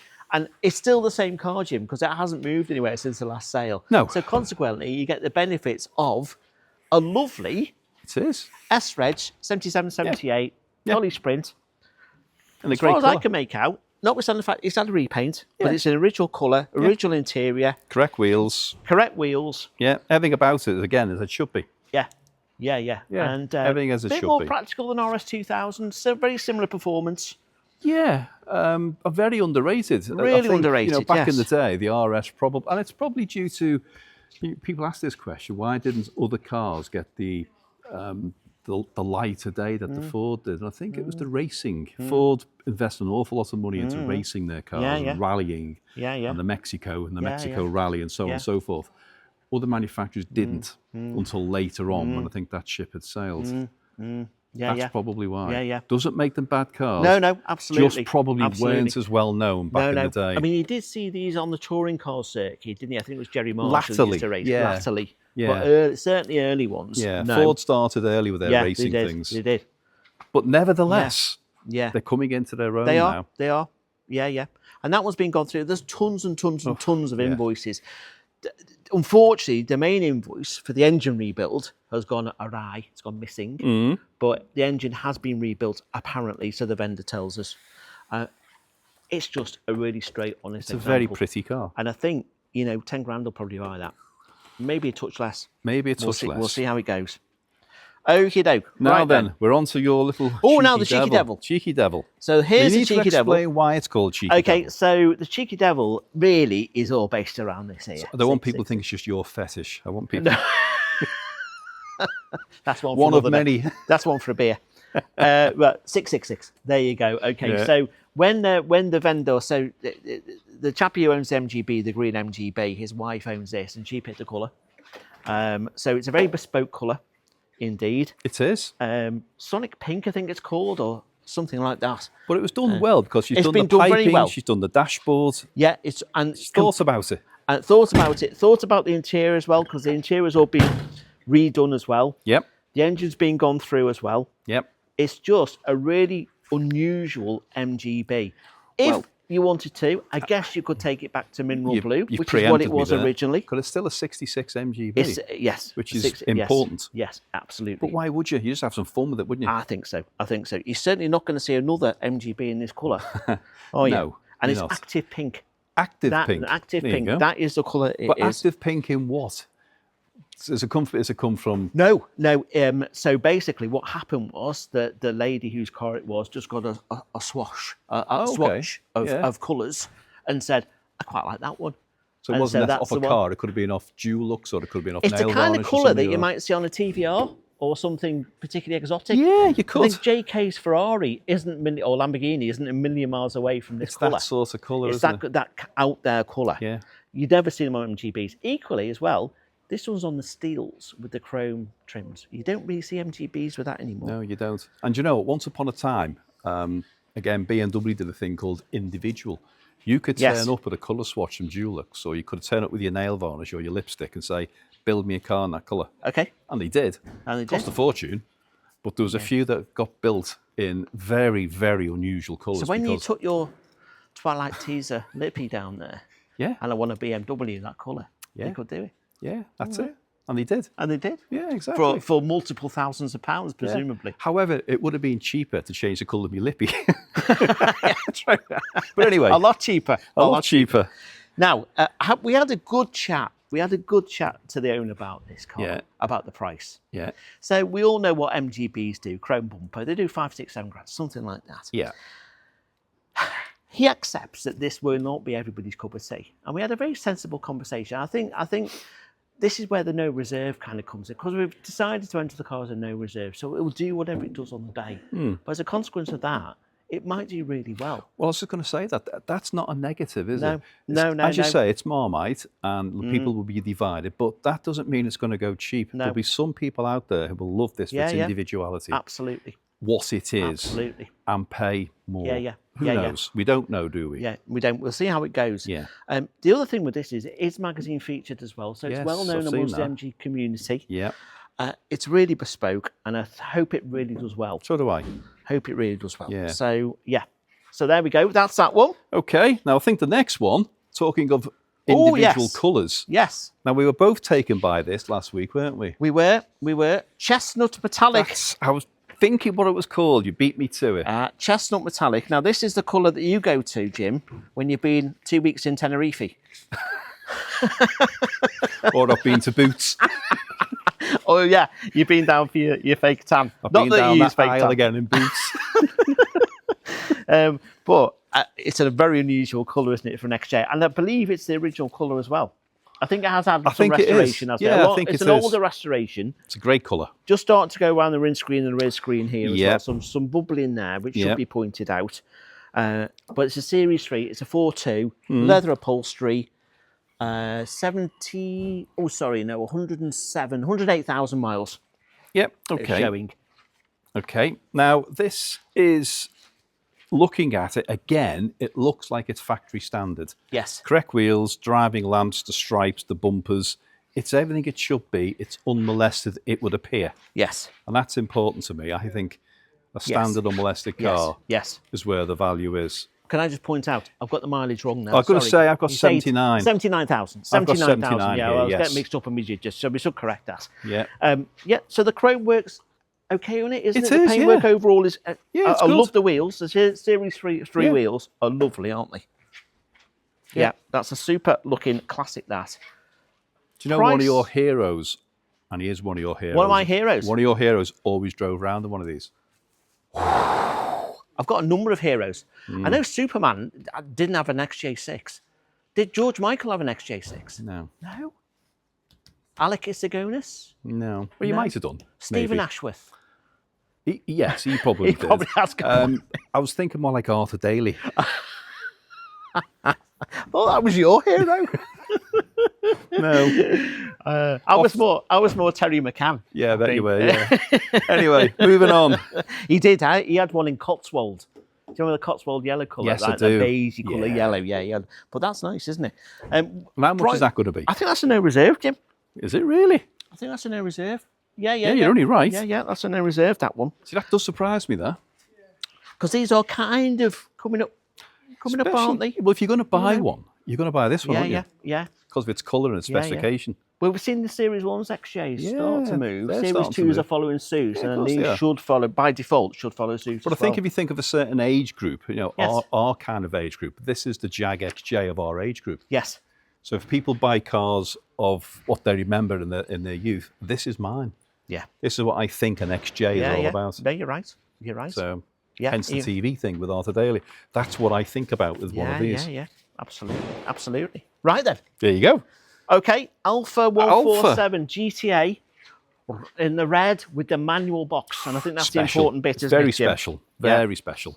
Yeah, it's a great looking classic. It's come from us from a Alpha Italian car collector. Oof. Well, you can tell he's had looked it after 10 it. years. Yeah. Yeah, he has looked after it. Yeah. We believe the belts were done in 2019, Mm-hmm. so that's the big job on these. I did notice, actually, it should be said that when I started it last week, there was a little bit of a rattle underneath. I didn't know whether the exhaust shroud or something like that. Just a little rattle. It seems to go when you It's not from drive the front, it's from the back, It's isn't it? Yeah, So we think it's a heat shield or something. possibly something like that. But when you drive it, it disappears. So Yeah. it's just on the idle. It's just a little bit of a rattle Bit of underneath. vibration, yeah. Bit of vibration. But, presents very, very nicely. Paint works nice on it. Just a little bit of bubbling just above the screen here. Here and there, but Here and there, which it's just if you get 22 on top years of that old. now, yeah, you can fix that. yeah. Lots of history, lots of paperwork. Just a really clean, honest But example. with the spoked wheels, the red calipers, which you can see through the design of the wheel, it's just a pretty car. And you know one thing again, I think the Alfa Romeo badge is one of the prettiest badges in the motor industry. Yes. There are many, many car badges. Yes, it I is. think the Alfa one is one of Yeah. the prettiest. Yeah, it is. Just There's a lot going on there. There is. It's just a great badge. Super. And something that people need to look at as well. If you look at the photographs on the web of this car, look at the engine bay, because yes. it tells you how well the guy looked after it. Yeah. He's painted the manifolds in the Italian flag Yes, he colour. It has. looks great. Yeah. So Yeah. again, it gives you an indication of looks how super. well he's It looks super. looked after it. And while this sticker down the windscreen might say otherwise, he's not a boy racer. He drives his cars very, very carefully. He did not want that taken off because he said that's a piece of him there, and he bought that specifically for this car. So that's on there. You can take it off if you buy it. Of course you can, but that's a little nod to him more than anything Yeah, else. that's fine. Price-wise on that, Jim, I think 6.5 would probably buy that car, Yeah, again, which is great value. again, I it was a think. lot more than that last time, wasn't it? It was, yeah. It's come down a touch. Yeah. Absolutely. And like I said, he's only selling just downsizing his collection. He's not been too good. So hello to Mike. I hope you're all right. And let's find a new home for this lovely Alpha. Yeah, it's pretty. Right then. And then we've got The Audi. the Audi. So this is a bit special, Jim. So this has come to us from our friend Keith, motoring correspondent, stroke journalist, writes Yes. for CCW, amongst others. This is a rare bit of kit. So not only is this an early 80s Audi 80, which is quite rare anyway, but this is the CD5S. I was going to say it's rare for many reasons. Yes. Many, many, many reasons. Yes. And there's 3 of them just there. Yeah. So you get the benefit of the 1.9 litre 5-cylinder engine, which sounds beautiful. You've got the full electrics all round, because it's a CD. This is top of the tree. This is I was going to say top of the range. 7.5 grand's worth in the day. And was this owned by Audi in their heritage This was collection? yes. This comes from us from Audi Heritage Fleet. Nice. It was part of their fleet, which gives it an added degree of sort of gravitas, as it were. Absolutely. It's not perfect body-wise. You know, I'm being really picky. There's a little bit of wear on the Keith sunroof use it there. occasionally? Yeah, I think absolutely. he did, because it was right up since CCW, wasn't it? He used it. Not a huge amount, No, because it's only but- done 21,000 miles, and we think that is right, but there's just tons of history with it. Yeah. It's obviously been looked after throughout its life. The cam belt's been done, the water pump's been done very recently. It's a really, really clean example of what is. That's a rare car. That's a rare car. Again, this falls between a rock and a hard place, doesn't it? It's a collectible car, which it was, or it's a fantastic daily. Yeah, I think a big and great and it would perform faultlessly. Yeah, I think so. July 26 on the MOT as well. Yeah. I think, it seems a bit cheap to me, £5,000 to £6,000 for that. Just to me as well, I thought that. I'm hoping it'll do more, because by rights it should do. I think if you're an Audi collector or a VW collector, get your hand in your pocket for that, because you're not going to find another one. No, not at all. It's just, the paintwork's lovely.